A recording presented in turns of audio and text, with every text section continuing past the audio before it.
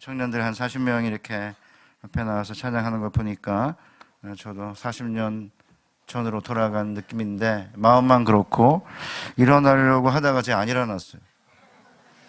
저도 그냥 한 시간 이상 서 있어야 되니까. 청년 집회 가면은 청년들이 내내 서서 찬양을 부르거든요. 나이 드신 어르신들은 좀 불편함을 느끼는데 그거 왜 일어나는지 아세요? 저도 사실은 한동안은 잘 몰랐어요. 왜 일어나는지. 청년들이 혈기왕성하니까 일어난다.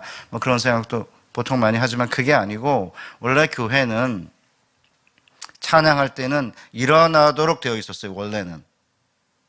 그런데 우리가 주일날 예배 드릴 때 일어서서 찬양하잖아요. 그런데 이제 점차 이렇게 찬양할 때마다 다 일어서는 게 아니라 이제 처음과 끝에만 일어서고 중간에 이제 앉아 있는 이제 쪽으로 이렇게 바뀌고 있는데 원래 찬양할 때 일어서서 찬양하는 게 교회의 전통이고요. 그 왜 일어나느냐? 아까 우리 찬양했지 않습니까? 일어나라. 뭐예요? 죽음 가운데서 일어나는 것입니다. 그러니까 유대인들은 이렇게 누워서 이렇게 비스듬하게 누워가지고 이제 잔치를 이제 베풀고 하잖아요. 그런데 기독교의 잔치는 누워서 이렇게 안식을 누리는 그런 의미보다는 죽음 가운데서 일어나서 하나님께 드리는 예배이기 때문에 우리 청년들이 그걸 길 잘하는 거죠, 이제. 그래서 일어나는지 모르지만 어쨌든 잘했어요. 일어나서, 하나님께 이제 죽음 가운데 일어나서 우리가 기쁨을 하나님께 찬양한다. 이런 제 마음을 가지시고 우리 어르신들이 좀 힘들더라도 주일날 예배 시간에 일어나는 그런 이제 순서가 있으면 일어나서 기쁨으로 드리고, 물론 너무 힘들면 또 앉아 있어야죠. 뭐 그런 의미에서 우리 청년들이 이 교회를 통해서 영가적으로 더 잘 성장할 수 있도록 특별히 우리 장로님들이 물질로 이렇게 예산도 팍팍 이렇게 배정해 주시고, 필요하면 아멘 하잖아요, 애들이. 말씀에는 아멘 안 하다가 지금 이제 잘했어요. 제가 이제 대길교회라고 93년에 귀국해서 대학부 교육 목사였는데, 그 교회 이제 장로님 가운데 대학부를 맡은 장로님 한 분 계셨는데, 뭐 이렇게 사업을 하시는 분이세요. 이렇게 사업하시니까 이제 가능한 일인데, 그분은 이제 청년 친구들이 리더를 하면 결혼할 때 냉장고를 사줬어요. 그렇게 전통이 있어가지고는 이제 아이들이 열심히 이제 섬기고 했는데, 그리고 이제 그 안에서 커플이 엄청나게 많이 생겨가지고 제가 3년 있었는데 한 70명, 65명 정도 됐는데 한 130명 정도 이렇게 늘어나가지고 제가 이제 3년 만에 교회를 나왔는데, 그 안에서 한 10커플 이상이 제가 있을 때 있었던 애들이 결혼해가지고 커플이 됐어요. 그래서 제가 너무 이제 행복했고요. 대부분 이제 대학생들이 많았는데 그 중에 고등학교만 졸업한 형제가 하나 있어서 제가 제 아픈 손가락이었습니다.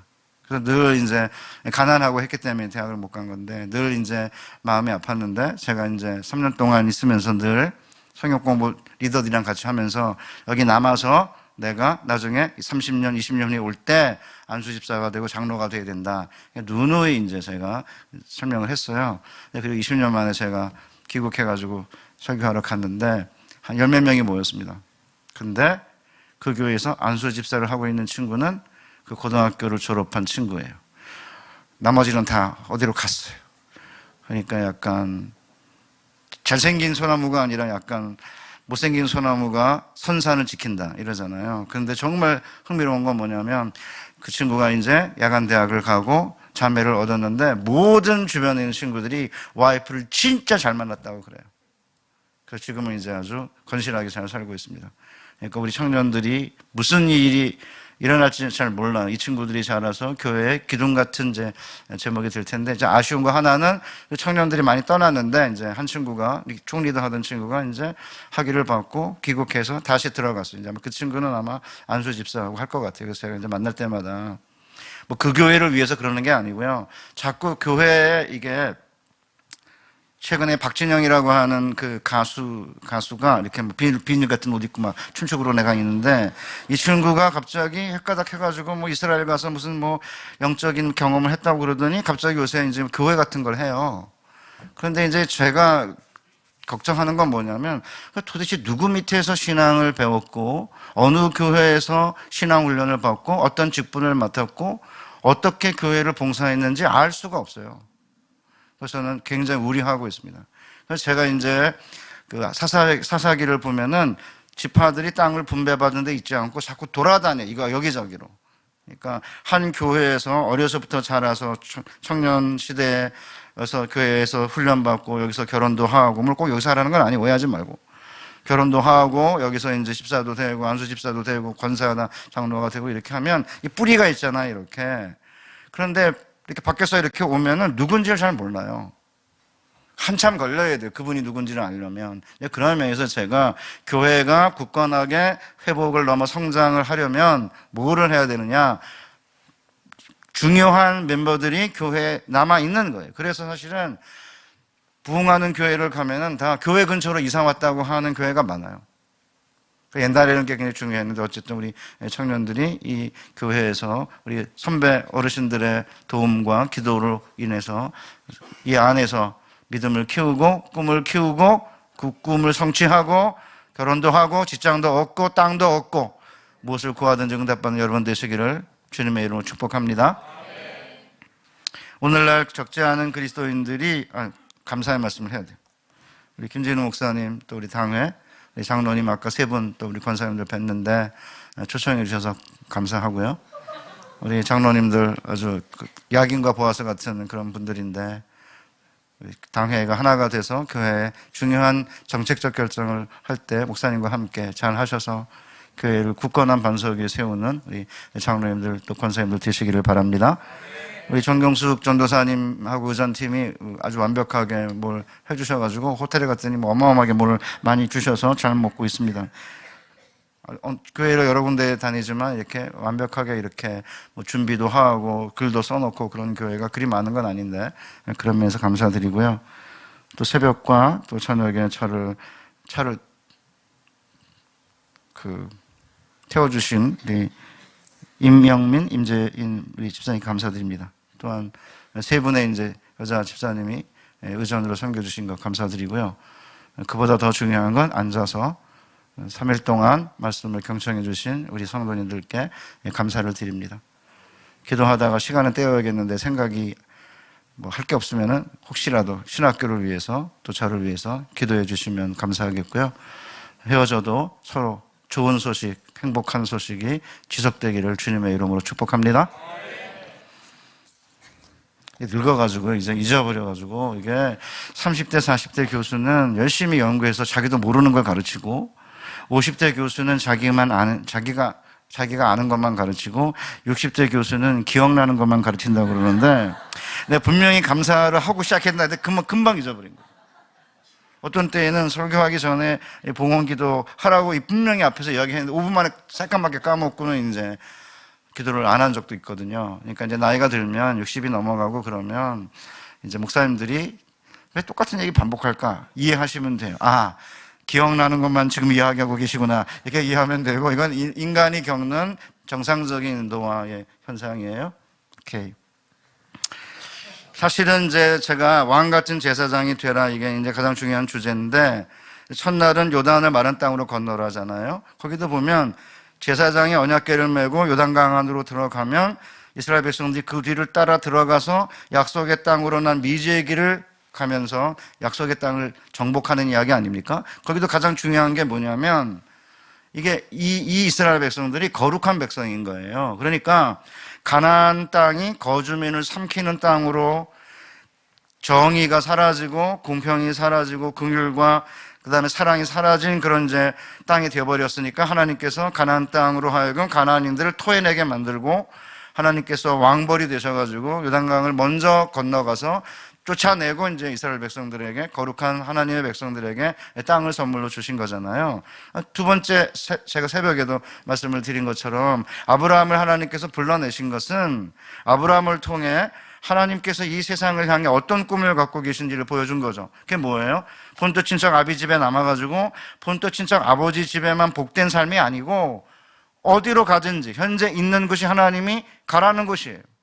그러니까 요셉이 형들에게 팔려가지고 보디바리 집에 갔잖아요. 그죠? 본인이 원해서 간 게 아니에요. 내가 현재 있는 학교, 내가 있는 직장, 내가 현재 있는 곳이 내가 원해서 갔든 실력이 없어서 갔든 아니면 미움받아서 갔든 우연히 갔든 상관없어요. 현재 있는 곳에서 복이 되겠다라고 하는 그 비전을 받아들이고 살면은 13년 후에 아무도 상상하지 못한 방식으로 하나님이 요셉을 애굽의 국무총리가 되게 하시지 않아요?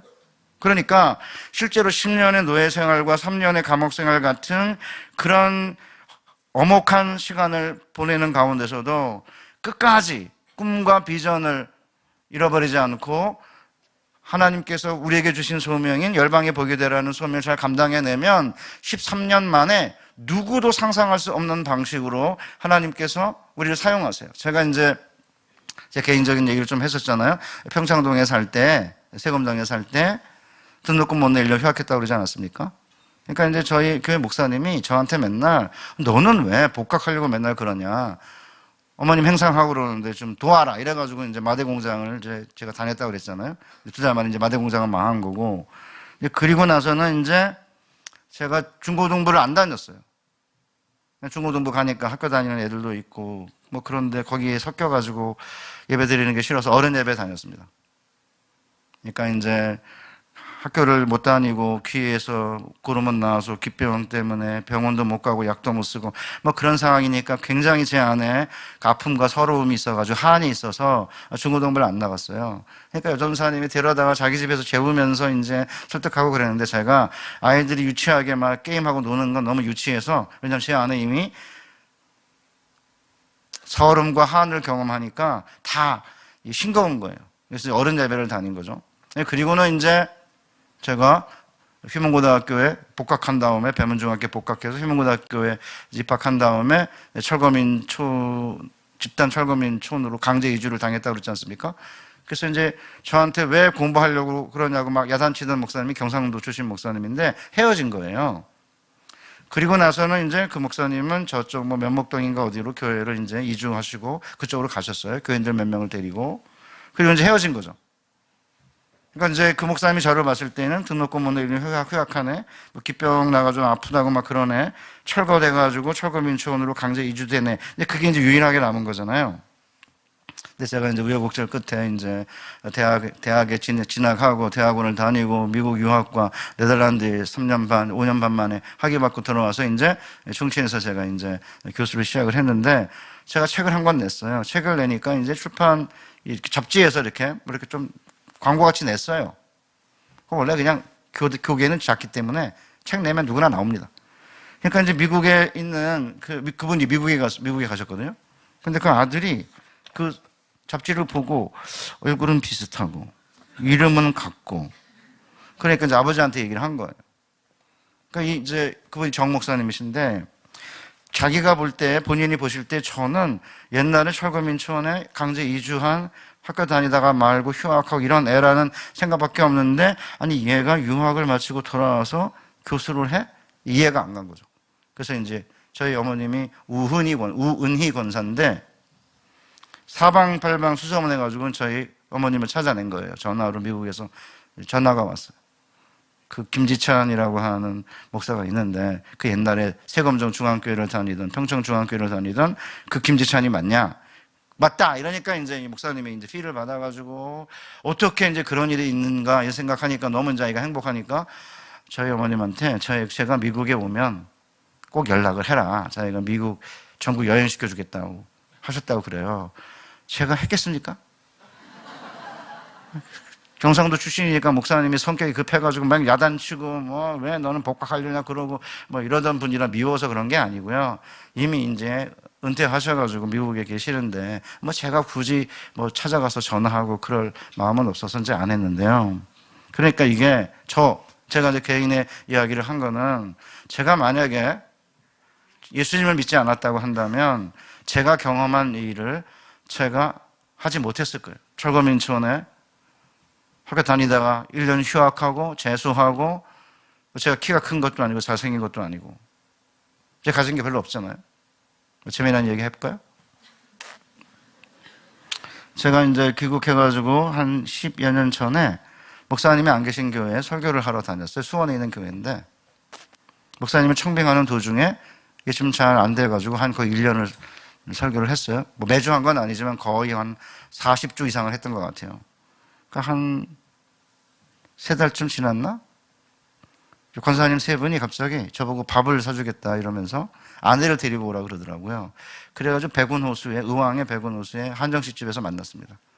아내를 데리고 딱 이제 의자에 앉으니까 가장 말을 많이 하시는 권사님이 갑자기 이제 제 아내한테, 사모님, 목사님이 처음 교회에 오셨을 때에는 키도 작고 별로였는데, 전 그 다음부터 무슨 말을 했는지 기억이 안 나요. 키도 작고 별로였는데 그 다음에 뭐 어쩌고 저쩌고 뭐 설교가 어쩌고 그러면서 뭐 좋다는 이야기예요. 근데 기억이 안 나고요. 아무 기억이 안 나고 무슨 밥을 먹은지 기억이 안 납니다. 그냥 키도 작고 별로였는데 여기서 끝났어요. 그리고 이제 집에 돌아오면서 아내한테, 여보, 나 별로야? 그렇게 하니까 이제 아내가, 아니 남자가 그만큼 생겼으면 되지 뭘 더 바래? 그럼 별로라는 거잖아요.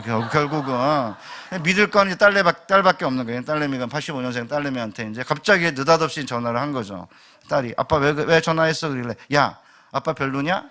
아빠 뭐 인상은 괜찮지. 별로라는 거잖아요. 사실은 인상은 괜찮지가 뭐예요? 별로라는 거지.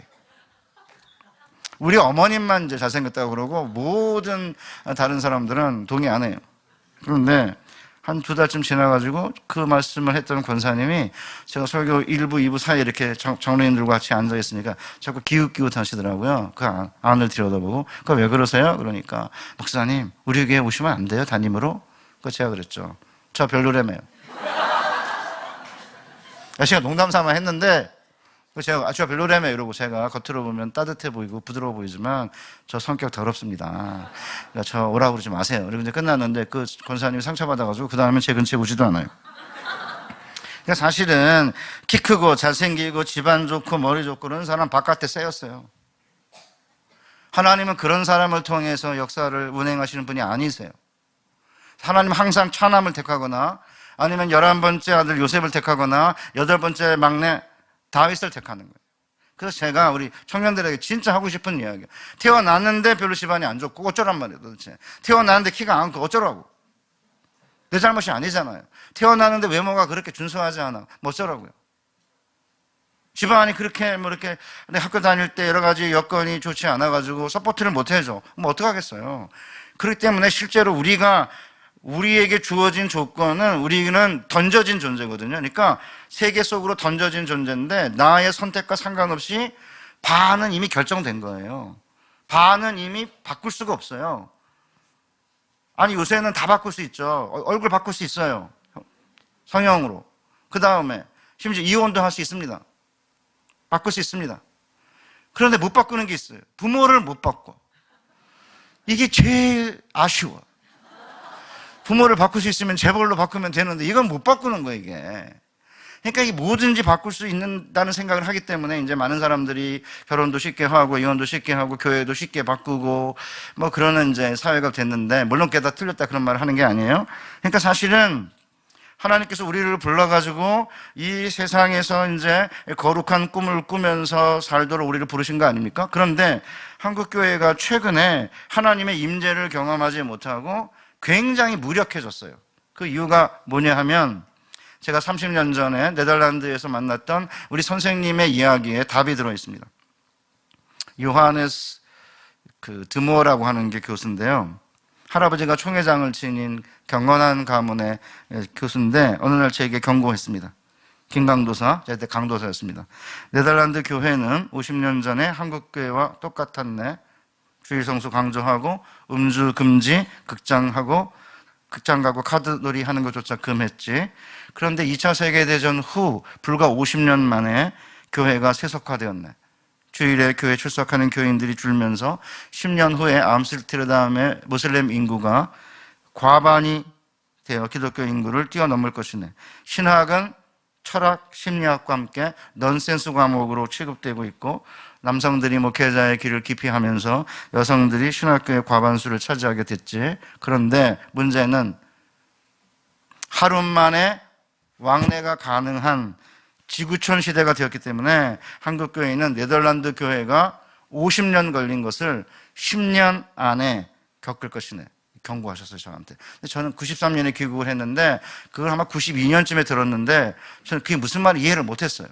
93년에 이제 귀국해가지고 10년이 지나니까 세속화가 얼마나 교회를 심각하게 약화시켰는지를 온몸으로 경험하게 되었습니다. 제가 귀국한 1993년에 우리나라의 국민소득이 9,010달러였어요. 이때만 해도 교회가 성장하고 있었습니다. 이렇게 93년에 안 태어난 자매나 형제들도 있겠지, 그치? 93년 밑에? 오케이. 그냥 들으면 돼요.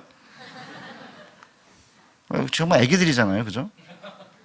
그런데 94년에 국민소득 1만 달러를 넘어서면서 이제 교회 성장이 이렇게, 옛날에는 서구의 선교사들이 우리를 뭐라 그랬냐면 교회 폭발이라고 그랬거든요.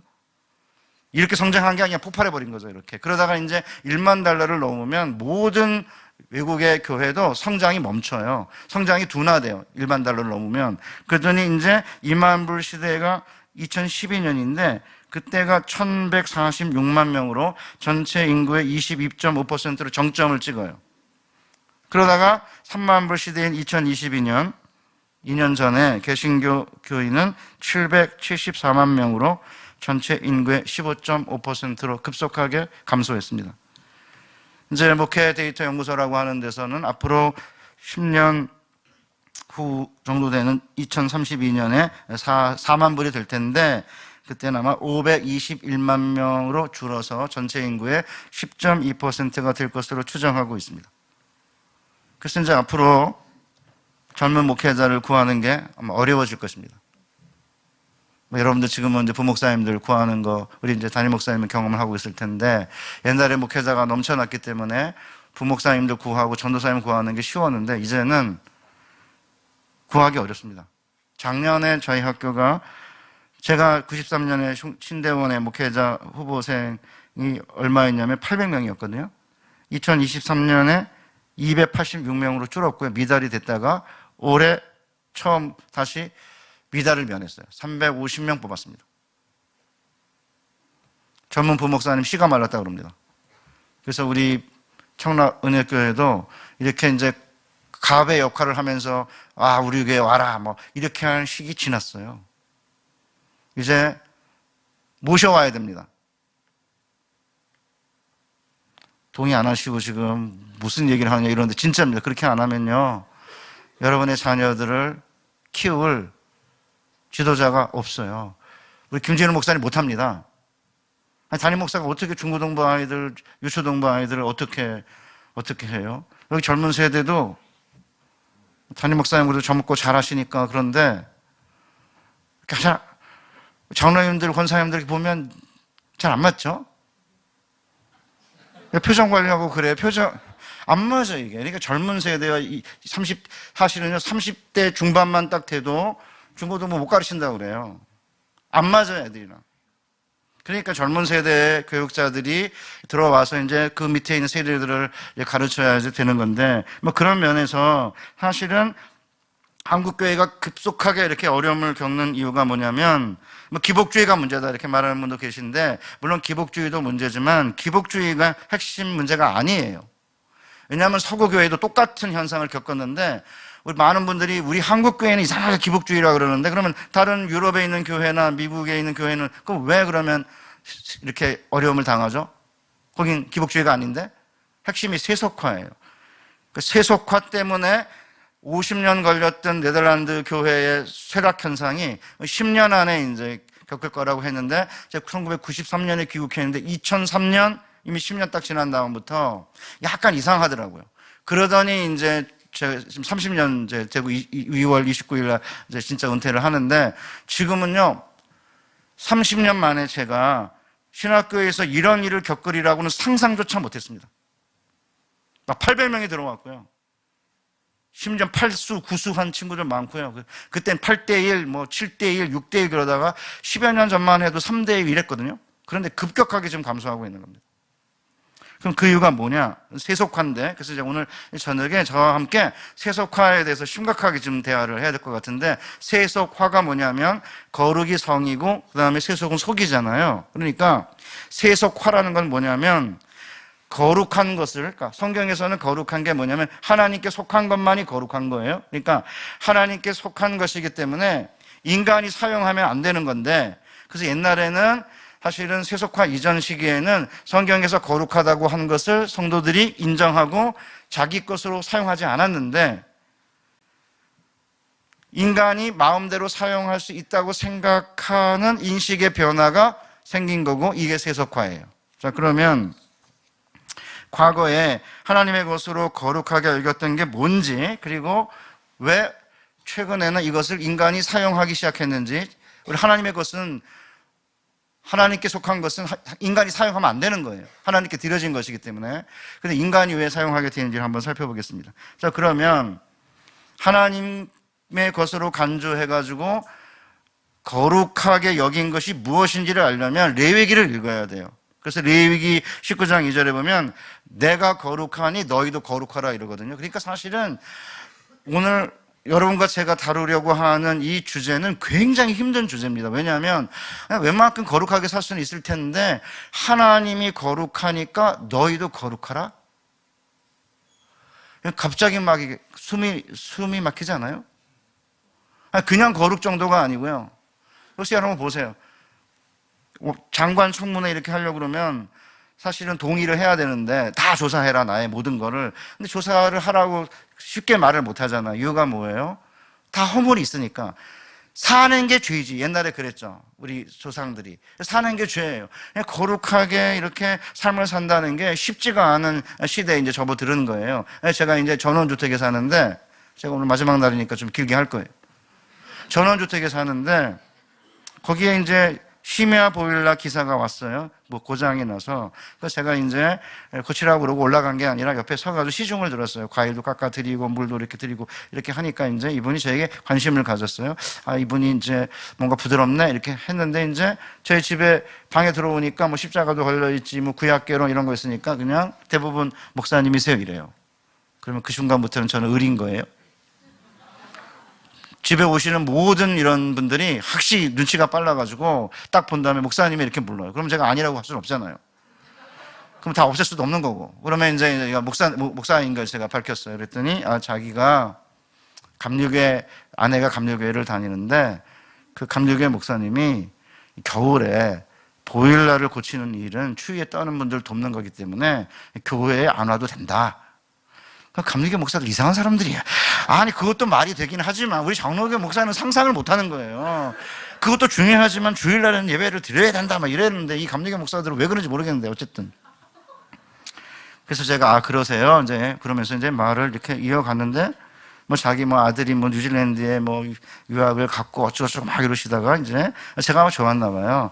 목사님 이게 원래 10만 원인데 5만 원만 내세요 이러더라고요.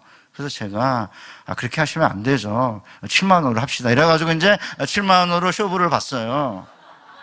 그래서 제게 뭐라고 말했냐면 마지막에 가면서 목사님 사실은 제가 교회를 못 나가는 거는 이게 사업이랍시고 거짓말을 하지 않고는 사업을 못 합니다. 몇십억짜리가 아니고요.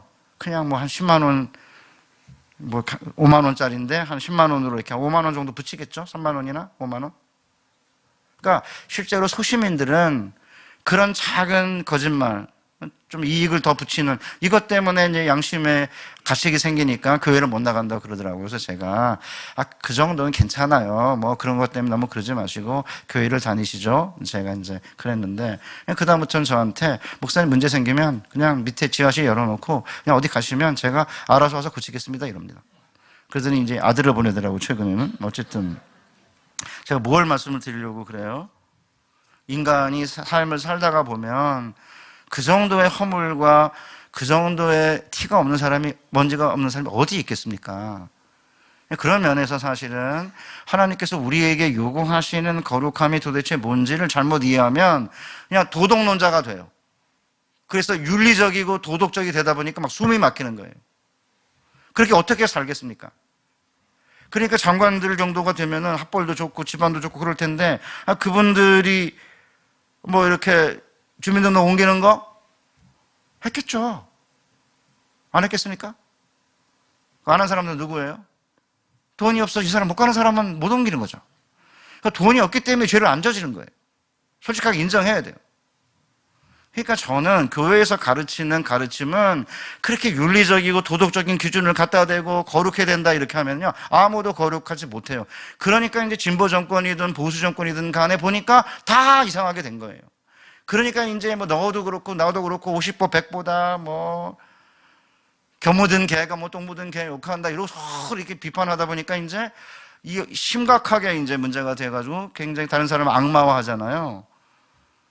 그러니까 이게 서로 대통령 부인을 서로 양쪽에서 욕하잖아요. 대통령 부인 양쪽 다 이거 바가지를 먹고 있어요. 저 누구 편 아니고 오해하지 마세요. 저는 예수당이기 때문에 저는 아무 당도 아닙니다. 저는 예수당입니다. 저는.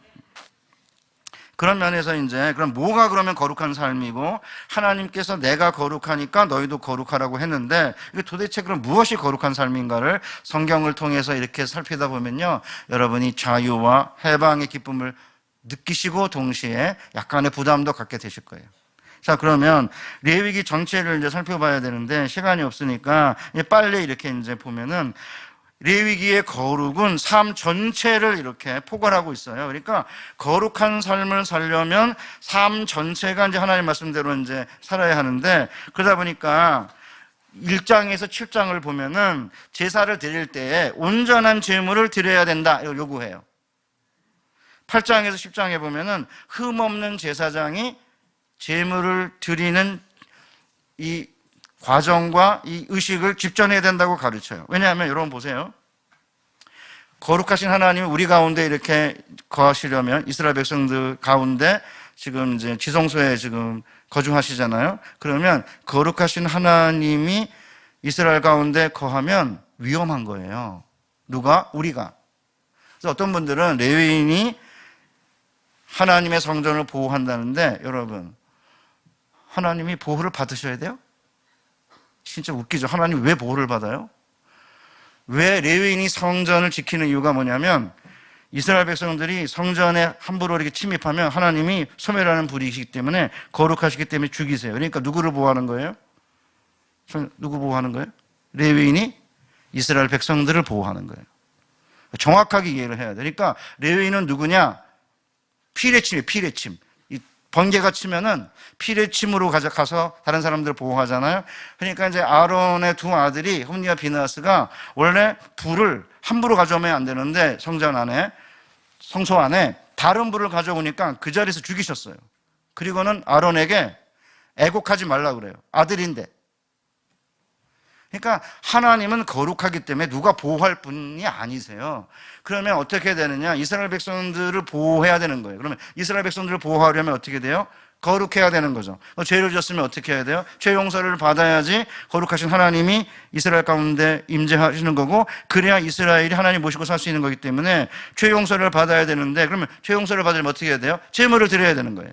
흠이 있는 제물 드리면 안 되니까 흠 없는 제물이 뭔지를 설명해. 번제, 그 다음에 속죄제, 속건제, 화목제, 소제 이렇게 설명을 하고 있는. 그러면 아무나 그러면 제사를 드리면 되냐? 안 된다 이거죠. 아론의 후손들을 제사장으로 세우고 그들이 입을 옷을 어떻게 하고 그들이 어떤 방식으로 제사를 드리고를 자세하게 설명하는 이유가 뭐예요? 거룩한 삶을 살려면 우선 온전한 제물과 흠 없는 제사장이 있어야 되는 거죠. 그러니까 이 전통이 지금도 남아 있어가지고, 예를 들어서 이렇게 저희 교단 같은 경우에는 종신대학을 졸업을 해야만 이제 목사가 되고 담임 목사로 청빙받을 수 있는 거예요. 아무나 박진영이처럼 내가 교회 하겠다 이렇게 해가지고 교회 하면 안 되죠. 마찬가지, 제물을 드릴 때에도 온전한 제물을 드려야 되는 것처럼 예배도 마찬가지죠. 가정 예배는 약간의 형식 없이 예배를 드릴 수 있지만, 교회가 공적으로 예배를 드릴 때에는 예배 있어야 될 요소가 있어야 되는 거예요. 아무렇게나 아무 순서로 막 드리면 예배라고 하면 안 되는 거죠. 똑같아요. 그 다음에 그러면 온전한 제물을 드리기 위해서는 뭐가 경제적으로 희생을 해야죠. 왜냐하면 제물을 드리려면 살아있는 동물, 흠 없는 동물을 드려야 되니까. 게다가 성전의 제사와 성소를 책임지는 흠 없는 제사장과 레위인들이 있는데, 이들의 생계를 책임지려면 어떻게 해야 되죠? 11조를 드리고 초태생과 제물을 드려야 되는 거예요. 그러면 제사를 드리는 것으로 거룩해지는 게 아니에요. 매일의 일상생활에서 거룩함을 지켜야 되니까 레위기 11장부터 15장에 보면은 이제 정한 것과 부정한 것을 구분해가지고 사는 법을 가르치죠. 그러니까 무엇이 정한 음식이고 무엇이 부정한 음식인지를 이제 가르쳐요. 그리고는 이제 레위기 12장, 15장에 보면 출산한 다음에 이제 출혈이 있잖아요, 산혈. 그 다음에 피부병, 남자의 어떤 유출병, 월경, 이런 것들은 온전함의 결핍인 거예요. 여러분 이제 오해하시면 안 되고요. 그러니까 이제 피가 생명인데 피가 상실됐잖아요. 물론 아기를 낳은 것은 행복하지만 어쨌든 피가 상실된 거기 때문에 이것은 온전함의 결핍이기 때문에 하나님의 임재의 장소인 이스라엘 진영에 머무를 수가 없어서 잠시 나가 있도록 한 거예요. 이제 예를 들어서 이렇게 피부병 같은 경우에는, 그다음에 산열의 경우에는 이제 그 정결하게 될 때까지는 성소에 가지 못하도록 이렇게 금지한 거고요. 그다음에 시간도 거룩하게 드려야 되니까 1년에 한 번 대제사장이 지성소에 들어가는 날을 속죄일로 구별해가지고 하나님께 드려야 거룩해지는 거죠. 그리고 레위기 17장부터 26장에 보면 다양한 삶의 영역에서 어떻게 거룩을 유지하며 사는지를 가르쳐요. 피째 먹지 말라. 그 다음에 불법적인 성관계 하지 말아라. 그 다음에 이제 규례를 지키고 절기를 지켜야 된다. 그래가지고 안식일, 그 다음에 유월절, 무교절, 장막절, 그 다음에 속죄일, 이런 거를 지키는 걸 잔뜩 설명을 하고 26장에서 끝났어요. 이렇게. 26장에 보면은 율법을 지키는 자는 축복을 받고 율법을 어기는 자는 저주를 받는다. 이래가지고 끝났어요. 이렇게. 그런데 갑자기 레위기 27장에 엉뚱한 이야기가 나오는 거예요.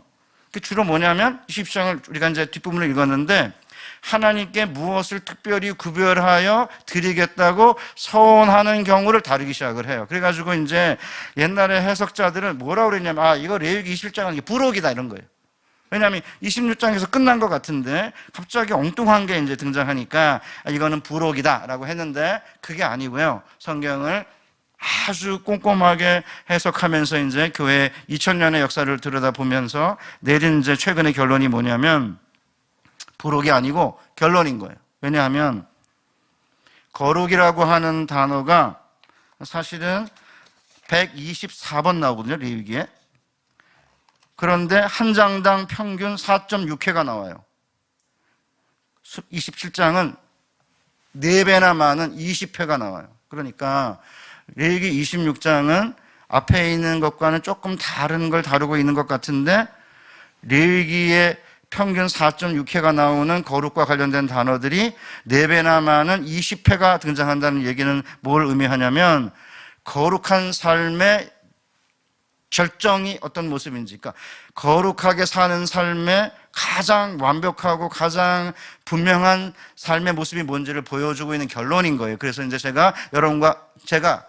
우리가 거룩한 삶을 살아야 돼. 하나님이 거룩하니까 너희도 거룩하라고 하셔서 우리가 이제 거룩한 제사장으로 오늘 우리가 이제 아침에 본 것처럼 예수님을 머릿돌로 하는, 모퉁이돌로 하는 거룩한 이제 성전을 만들어 가면서 거룩한 신령한 제사장이 되는 게 이제 우리의 소명인데, 그러려면 제사장이 되려면, 거룩한 제사장이 되려면 거룩해야 되는 거 아니에요? 그럼 어떻게 거룩해지는지를 이제 함께 살펴보겠습니다. 자, 우선 2절, 3절 봐봐요. 만일 어떤 사람이 사람의 값을 여호와께 드리기로 분명히 서원하였으면 너는 그 값을 정할지니 내가 정한 값은 20살로부터 60살까지는 남자면 성소의 세겔로 은 50세겔로 하고. 어렵죠. 갑자기 이게 뭔 소린가? 한글 개역의 개정에 보면 분명히 서원하였으면이라고 되어 있는데 분명히 서원했단 말이 뭔지 잘 이해가 안 되잖아요. 원문을 해석하면 특별한 서원을 했다면, 훌륭한 서원을 했다면, 힘든 서원을 했다면으로 다양하게 번역할 수 있어요. 왜냐하면 여러분 첫 번째가 뭐예요? 사람을, 그러니까 이제 27장에서는 뭘 얘기하냐면 이전의 이야기들은 죄를 졌을 때 그냥 제물을 어떻게 바치냐 얘기인데 이 경우는 특별히 드려야 될 의무가 있는 게 아니에요. 특별히 드려야 될 의무가 없는데도 불구하고 어떤 상황에서 그것이 위기든 아니면 특별히 하나님께 감사한 일이 생겨서든지 간에 내가 사람을 하나님께 드려야겠다 이렇게 서원하는 경우를 이야기하기 때문에 여러분 가축을 바치는 게 아니라 사람을 바치는 거는 훌륭한 서원 아니에요? 사람을 바친다는 것은 특별한 서원이죠. 사람을 바친다는 것은 힘든 서원이에요. 그러니까 옛날에 우리 옛날 권사님들은 사업이 안 되거나 아니면 아이를 못 낳거나 이런 일이 생기면 뭐라고 그래? 하나님께서 아들 주시면은 내가 목사 시키겠습니다. 선교사 시키겠습니다. 이래가지고 태어나기 전부터 완전히 이제 족쇄가 돼가지고 목사 선교사 한 사람 엄청 많아요. 옛날에 여러분 젊은 이제 중고등부나 청년부 제가 좀 어렸을 때에는 목사님들이 막 부흥회 하거나 수련회 하거나 그러면 막 선교사일 사람 서원하고 나와라 그러고 목사 되라 그러고 난리 쳐가지고 아무것도 모르는 중고등부애들이 나와서 섰다가 목사 되고 선교사가 된 거예요. 그런데 지금은 안 하죠. 지금 어느 교회 가도 중고등부 아이들이나 청년부 집회에서 목사 될 사람 손들어라 그렇게 안 합니다. 왜 그런지 모르겠습니다.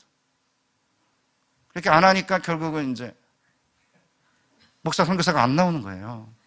그 못 모르는 애들을 왜 그렇게 만드느냐? 못 모르지 않아요. 우리 때가 안 묻었거든요, 여기는. 우리는 때가 좀 묻었어요. 그래가지고 오늘 나를 바친다? 내가 얼마나 아까운데? 내 인생? 이러는데, 여기 중고등부 청년들은 말씀을 잘 전하고, 그냥 확실히 이렇게 뭐 집어넣으면 순식간에 뿅 가가지고, 드리겠습니다! 이러고 나와가지고, 이제 서서 이제 뭐, 드리겠다고 서원하고 뭐, 진짜 이럽니다. 그런데 지금 이제 안 하는 거예요. 이유가 뭐, 이게 세속화거든요, 이게. 왜 남의 인생을 함부로 이렇게 뭐, 목사 되라, 선교사 되라. 왜 그러느냐? 이제 이런 생각이 깊게 깔리면서, 목사님들이 웬만한 설교 그렇게 안 하세요. 그러니까 이제 사람을 바치겠다는 것은 보통 일이 아니니까 특별한 서원, 훌륭한 서원, 힘든 서원이라고 한 건데, 구약시대 그러면 사람을 드리겠다고 서원하면 성전에서 레위인이나 제사장이 되어서 섬기는 거 아니에요. 우리가 다 알다시피 하나님의 전에서 종으로 섬기는 것은 제사장들과 레위인에게만 해당되는 특별한 권한이었거든요. 그러면 레위인이 아닌데, 아론의 후손이 아닌데 어떻게 사람을 드리겠다고 서원하죠? 그 뒤에 보면 뭐라고 되어 있냐면, 내가 하나님 아버지 이렇게 어렵고 힘든 가운데 내가 하나님께서 이렇게 제 소원을 들어주시면 제가 아들을 바치겠습니다. 뭐 이렇게 할 수 있겠죠. 저를 바치겠습니다. 이렇게 해요. 그런 경우에 사람을 드리겠다고 서원했다고 해서 여호와의 전에서 종으로 아니면 레위인으로 섬길 수가 있는 게 아니니까 어떻게 하느냐? 노동시장에서 자기의 몸값에 해당하는 돈을 하나님께 지불하는 거예요. 서원이 이루어지면, 하나님께 서원한 내용이 이루어지면, 그러면 어떻게 되느냐? 20살부터 60살까지 남자는 은 50세겔, 여자는 30세겔, 5살부터 20살까지 남자는 20세겔, 여자는 10세겔, 1개월부터 5살까지 남자는 5세겔, 그 다음에 여자는 은 3세겔, 60살 이상은 남자는 15세겔, 여자는 10세겔로 해라. 그게 뭐냐면, 왜 여자는 이렇게 값이 싸냐? 그러면 안 되고요. 노동시장에서 그 나이 또래의 남성이나 여성이 차지하는 가치를 이야기하는 거 오해하면 안 돼요. 우리 젊은 사람들 왜 성경은 왜 이렇게 가부장적이냐 이러면 안 되고, 노동시장에서의 가치인데 그때는 머리를 쓰는 게 아니라 몸을 쓰는 거기 때문에 남자들은 이제 소처럼 일을 잘하니까 이제 값이 좀 올라가는 거고, 여성들은 좀 약간 연약하니까 값을 덜 쳐준 거예요. 오해하면 안 돼요. 자, 그러면 얼마냐? 오늘 시세로 하면 노동자의 평균 급여가 한 달에 한 세겔이거든요. 그러면 20세에서 60세의 남자는 50세겔이니까 50개월 임금이에요. 오늘날 월 평균 소득을 300만 원이냐 합시다. 뭐 300 몇만 원 같은데, 최근에는 청년들 300만 원 안 되니까 그냥 300만 원 할게요. 1억 5천만 원이에요. 20세에서 60세 정도의 남자는 서원을 하게 되면은 하나님께 이렇게 해주시면 내가 나를 바치겠습니다. 이렇게 했을 경우에는 나중에 하나님이 그 기도를 들어주셔서 소원이 성취가 되면은 얼마를 1억 5천을 내는 거예요. 그 다음 20세에서 60세 여자는 30세겔이니까 9천만 원. 5세에서 20세의 소녀는 6천만 원, 20세겔이니까. 5세에서 20세의 소녀는 3천만 원. 60세 이상은 15세겔이니까 4,500만 원. 저도 이제 60세가 넘었기 때문에 4천만 원, 4,500만 원인 거예요. 원래 1억 5천이었는데 62전이면 많이 내려갔어요. 이렇게. 그 다음에 여자는 3천만 원인 거죠. 60세 이상 여자는. 그러니까 노동시장에서의 이제 나이와 성별에 따른 이제 가치가 이렇게 정해져 있기 때문에 이제 그렇게 내는 거고요. 사람의 값이 작지 않죠. 그죠? 1억 5천? 큰 돈입니다. 그러니까 가난한 경우에는 서원자가 서원을 못 갚아요. 그럼 어떻게 해야 되느냐? 그를 제사장 앞으로 데리고 갈 것이고, 제사장은 그 앞에 그 값을 정하되 그 서원자의 형편대로 값을 정할지니라. 그러니까 사실은 자기가 남자든 여자든 아들이든 뭐 딸이든 본인이든 바치겠다고 한 거는 그렇게 해야 될 의무가 있는 게 아니에요. 그런데 이게 위기 가운데서 갑자기 이제 하나님께 베팅을 한 거죠. 하나님하고 모험을 건 거예요. 아니면 너무 감사해서 하나님께 드리겠다고 이제 일이 잘 되거나 그러면 이렇게 하는 거죠. 그러니까 예를 들어 이제 제가 아는, 나중에 할게요. 자발적으로 이제 한 거잖아요. 그러니까 이제 현대 우리의 이제 인문주의적 관점에서 보면은, 아니, 그래, 가난하면 서원했는 거 다 면제하면 되지. 왜 제사장이 만나가지고 형편을 보고 조금이라도 내라고 하느냐. 아까 제가 말씀드린 대로 자발적으로 한 거잖아요. 그죠? 자발적으로 하나님께 서원을 한 것이니까 자신의 형편에 맞게 헌신하는 모습을 보여야 한다는 거죠. 다른 사람에게 빚을 진 경우에는 7년이면 면제받잖아요. 그러나 하나님께 서원한 경우에는 최소한 드릴 수 있을 만큼은 드려야 한다는 거죠. 왜? 하나님께 특별히 구별하여 드리겠다고 했기 때문에.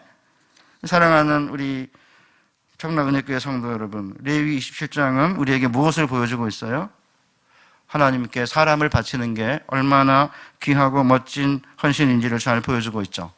그러니까 하나님께 사람을 특별히 구별하여 드리면 그 사람이 거룩한 거예요. 그리고 이제 돈으로 계산해서 이제 그것을 하나님께 드릴 때 그 돈이 하나님께 거룩한 게 되는 거죠. 그러니까 레위기 20장의 가장 중요한 핵심은 뭐냐면 그 무엇이 거룩하냐 이거예요. 무엇이 거룩한지에 대한 이해가 부족해가지고 뭐 세상의 기준을, 도덕적 기준을 갖다 대고 뭐 이렇게 하면 이건 비윤리적이고 이렇게 하면 비도덕적 이래가지고 그 기준을 가지고 들이대면서 막 교회를 힘들게 만드는, 그게 아니고 성경에서 말하는 거룩함은 하나님께 드리는 걸 의미하는 거예요. 현대 그리스도인들은 자신을 하나님께 드리겠다고 서원하는 것은 그렇다 손 치더라도 어떻게 부모가 자녀의 허락도 없이 자녀를 하나님께 드릴 수 있느냐 이렇게 반문하죠. 여러분 자녀잖아요. 제가 이제 막내가 95년생인데 저는 얘가 목사가 되는 걸 원해요. 제가 지금도. 그 대대로 세습하면서 하나님께 헌신해야죠. 대대로 충성해야 될 거 아닙니까? 근데 제가 둘째 아들은 좀 아파요. 그리고 그 첫째는 딸이고 셋째가 이제 그 목사가 돼야 되는데 얘가 지금 말을 안 듣고 있어가지고 제가 목사를 하면 효도의 의무로부터 면제해 주겠다.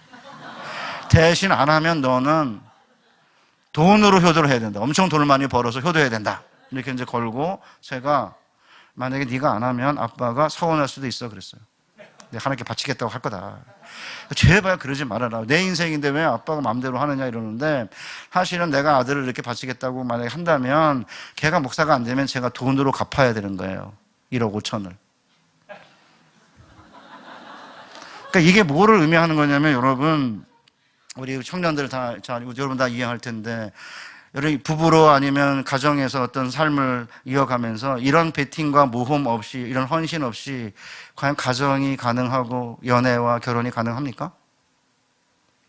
하잖아요. 여러분 결혼 기념 만난 지 며칠 100일 되고 뭐 이렇게 하면 하잖아요. 돈 열심히 벌어가지고 엄마 아빠는 안 사주고 그냥 여자애 사주고 제 딸내미가 7,777일이 되는 딸내미가 저한테 아빠 오늘이 무슨 날인지 알아? 아니 어저께가 며칠인 줄 알아? 내가 태어나지 내가 어떻게 알아?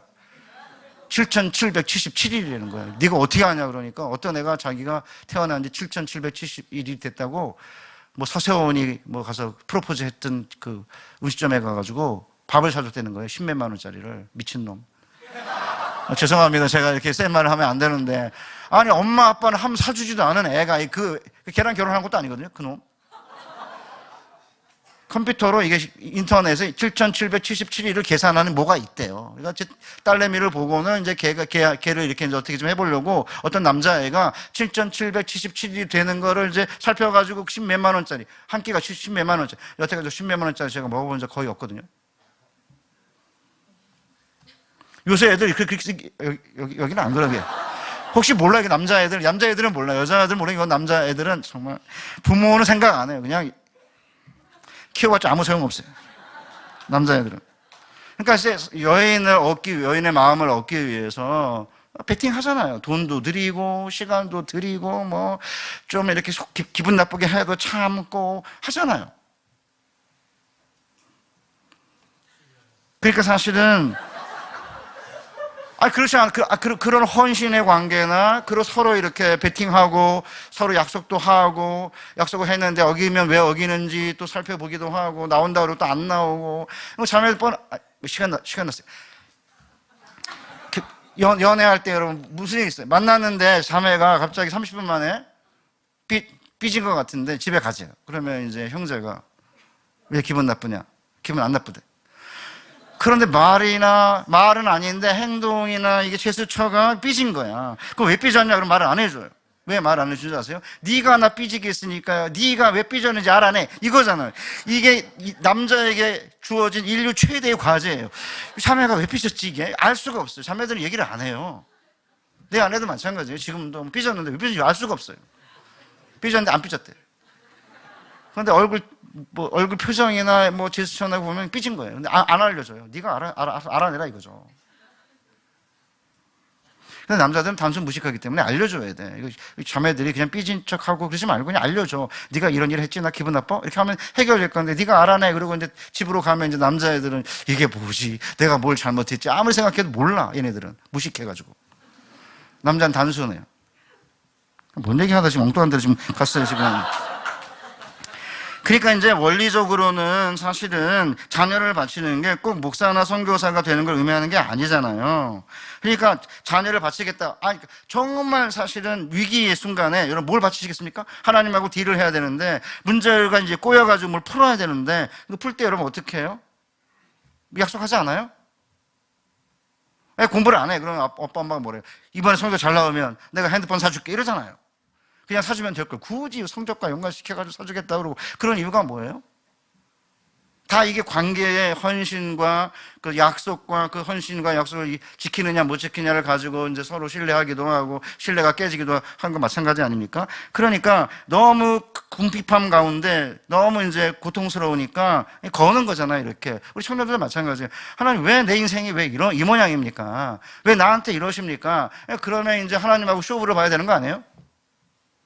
내가 가진 노력과 행운만으로 우리 인생 해결을 못해요. 그러니까 이제 제가 잠깐 이야기한 대로 새벽기도 나와가지고 내가 올해는 새벽기도 하면서 내가 하나님에게 걸어보겠다 이렇게 하는 거. 하나님이 문제인 거예요, 우리에게는.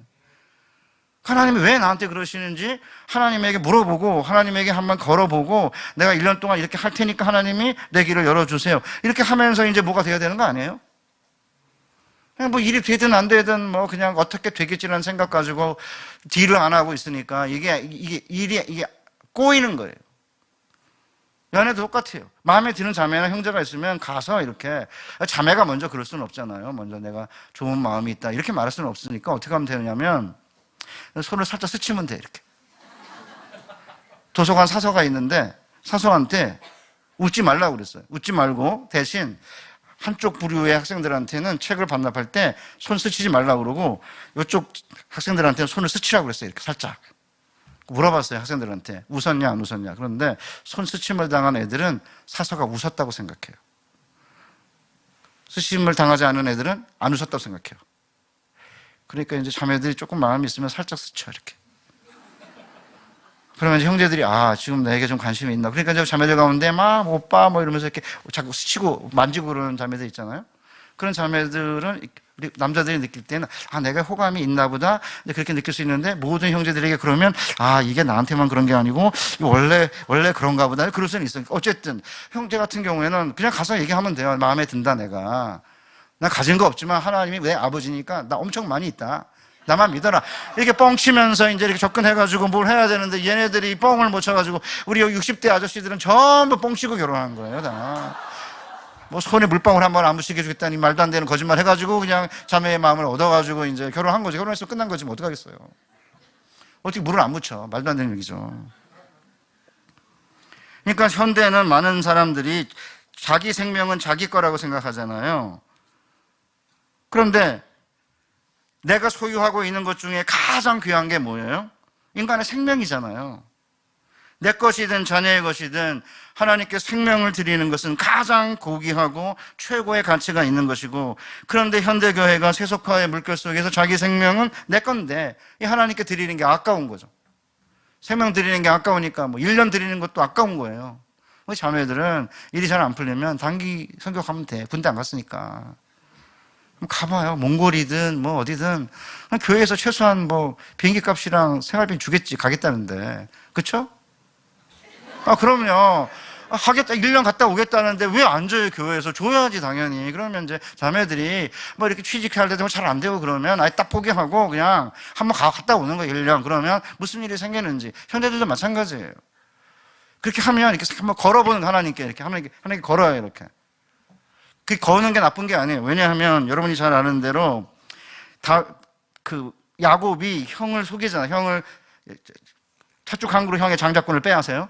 눈먼 아버지를 속여가 축복권을 빼앗아가지고 이제 형이 이제 화가 나가지고 에서가 이제 야곱을 죽이려고 하니까 아버지가 죽으면 그러니까 이제 아버지가 바단 아람에 가서 이제 아내를 얻으라 그러고 보내잖아요.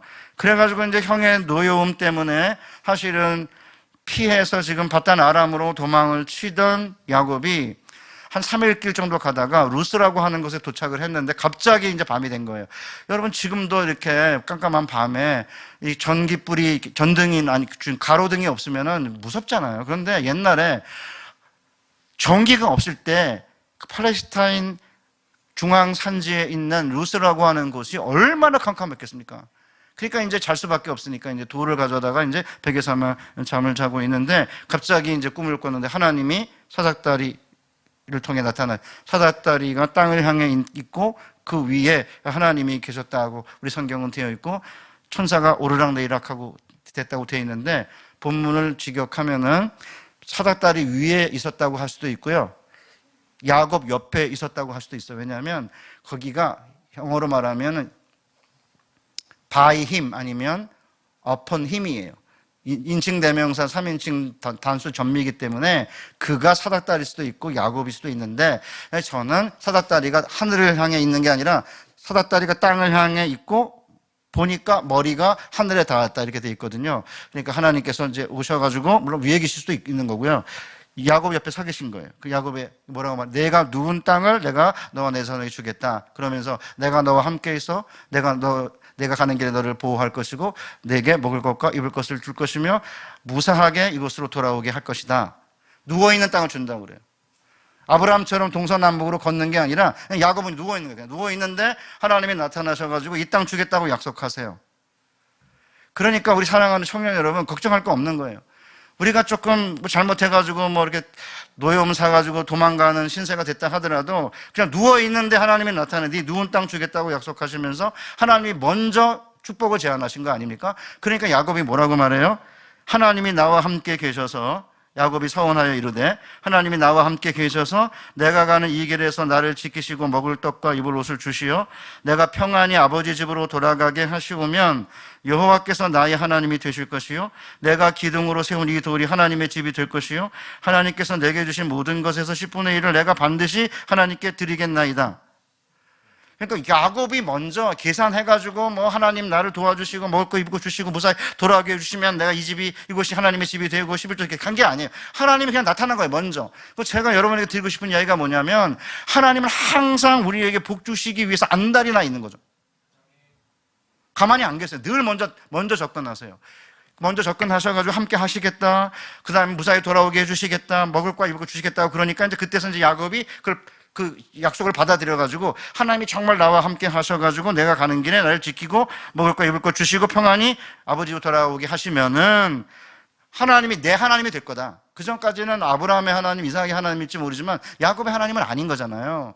드디어 비로소 그렇게 해주시면 하나님은 내 하나님이 될 거고 내가 지금 이렇게 머리 베개를 삼고 잤던 이 돌이 하나님의 집이 될 거고 하나님이 내게 주신 모든 것에 10분의 1을 드리겠다고 서원을 하는 거예요.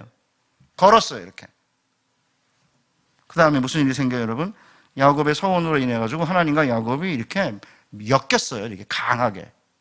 하나님이 먼저 약속했고, 야곱이 서원했으니까 하나님은 이 약속을 지키셔야 되는 거예요. 그럼 야곱도 서원했으니까 이제 약속을 지켜야 되는 거죠. 그래서 이제 결혼이 중요한 거예요. 사랑보다 위대한 게 결혼이에요.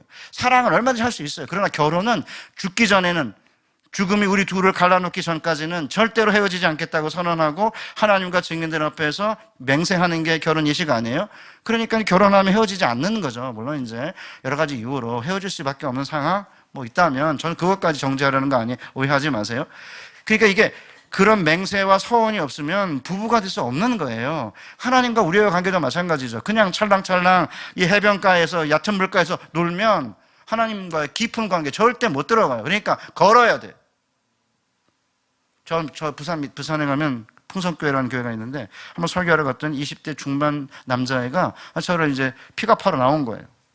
그래서 누구냐고 물었어요. 그랬더니 자기가 무급 간사래요. 무급 간사가 뭐냐 이랬더니 1년 동안 교회에서 섬기면서 교통비랑 점심값만 받는데요. 그래서 내가 한편으로는 좀 심하다. 그 조금 주지 어떻게 교통비하고 점심값밖에 안 주나 그런 생각을 했지만 한편으로는 부모님이 예수 안 믿는데 엄청 반대한대요. 미쳤죠. 멀쩡하게 대학 졸업해가지고 한다는 짓이 그래 교회에서 교통비하고 점심값 받으면서 1년 동안 뭐 하나 그렇게 생각하지 않겠습니까? 그런데 이 친구는 그걸 통해서 그 다음에 교회는 그런 걸 통해 가지고 그렇게 하면 하나님께서 어떻게 인도하시는지를 보게 만들었던 것 같아요. 그래서 그 부산의 풍성교회는 뭐 간호사만 뭐 몇백 명 된다 이러거든요. 간호사가 그렇게 많냐면 간호사가 이게 위계 조직이 있어가지고 순종을 잘한대요. 그 직종이. 그래가지고 거기 간호사랑 결혼하고 싶은 분은 혹시 부산에 가면 그 교회 가면 돼요. 그럼 나중에 그럼 무슨 일이 생겨요? 하나님께서 20년 동안 바단 아람에서 야곱과 함께 하셨고 야곱을 축복하셨거든요. 얼마나 그러면 축복하셨나 보면은 야곱이 에서가 이제 400명의 부하를 거느리고 온다는 이야기를 들어요. 야복강을 건너기 전에. 그래가지고 다른 이제 식구들 다 보낸 다음에 혼자 남았어요. 그런데 먼저 이제 형 에서에게 보낼 예물을 준비해요. 자, 한번 읽어볼게요. 창세기 32장 14절에서 15절. 암염소 200, 수염소 20, 암양 200, 수양 20, 전나는 약대 30, 암소 40, 황소 10, 암나귀 20, 나귀 새끼 10. 총 몇 마리인지 아십니까? 합산해 보셨어요? 아마 아무도 없을 거예요. 왜? 내게 아닌데. 내게 아닌데 이걸 왜 굳이 세고 있어요? 이거 내게 아니니까. 그렇게 읽으시면 안 되는 거예요. 이건 내게 준 거라고 생각하고 야곱이 받은 거긴 하지만 내게 준 거다. 이런 이제 상상력을 가지고 읽어야 이게 내게가 되는 건데 총 550마리예요. 형에게 바치는 예물이 550마리 정도면 어마어마하게 많은 재물을 하나님이 주신 거잖아요. 그래서 결국은 야곱이 무엇을 경험해요? 나중에 하나님이 야곱에게 돌아가라 고향으로 라고 할 때 뭐라고 말하냐면 창세기 31장 13절에 나는 베델의 하나님이라 네가 거기서 기둥에 기름을 붓고 거기서 내게 서원하였으니 지금 일어나 이곳을 떠나 내 출생지로 돌아가라. 하나님이 누구래요? 자기를 베델의 하나님이라 이렇게 말하죠. 그러니까 여러분이 이 청라 은혜교회에서 하나님을 만나게 되면 나중에 여러분의 하나님이 누구예요? 청라 은혜교회 하나님인 거죠. 여기서 하나님을 만나면. 그 다음에 야곱이 이제 서원을 갚을 때가 이제 돼가지고 이제 돌아가잖아요. 하나님이 끊임없이 나는 엘베델의 하나님이라 이렇게 말해요. 나는 베델의 하나님이다. 그러니까 야곱이 단순히 아브라함의 하나님, 이삭의 하나님이었는데 하나님과 이렇게 서원하고 자신을 하나님께 드리겠다고 이제 하고 나서 이제 서원을 했기 때문에 끝내 거기서 만난 하나님이 야곱과 함께 하셨고 야곱을 복 주셨고 지키셨고 그 다음에 무사하게 돌아오게 하신 것을 야곱이 경험을 하고 나니까 야곱의 하나님은 베델의 하나님인 거고 그래서 여러분이 아시다시피요 예루살렘 다음으로 성경에 가장 많이 나오는 지명이 베델이에요. 야곱의 가장 중요한 하나님을 만난 장소이기 때문에 시간이 없어 빨리 갈게요. 저도 마찬가지입니다. 만약에 제가 서원하지 않았다면 목사가 되지 않았겠죠. 그런데 하나님이 가난한 집안에 태어나게 하고 학교도 못 다니게 만들어 놓고 그 다음에 또 물이 또 들어가지고 기병 생기게 하고 그러니까 이제 의지할 데가 없잖아요, 제가. 그러니까 이제 권사님들이 산에 가서 이제 기도하자 그래가지고 산기도를 다녔는데 평창동의 북한산 아니면 뭐 세검 삼각산이라고 부르는 곳인데 권사님들이 이제 야 지찬아 소나무 뿌리 2개는 뽑아야 된다 이래가지고 작은 소나무 뿌리 잡고 아무리 잡아당겨도 얘가 안 뽑혀요. 여러분 산에 가서 뽑아봐요. 뽑히나? 아니 권사님들이 무슨 힘으로 소나무 뿌리를 2개 뽑았는지 모르겠는데 아무리 뽑아도 이제 이게 안 뽑히더라고요. 어쨌든 이거 붙잡고 복각시켜 주세요. 그 다음에 기병 낫게 해주세요. 이렇게 기도를 했죠. 그러니까 이제 또 권사님들이 그거 가지고 안 되고 직방으로 응답받으려면 서원해라. 그래가지고 이제 제가 방법이 없잖아요. 다른 길이 안 보이는 거예요, 눈에.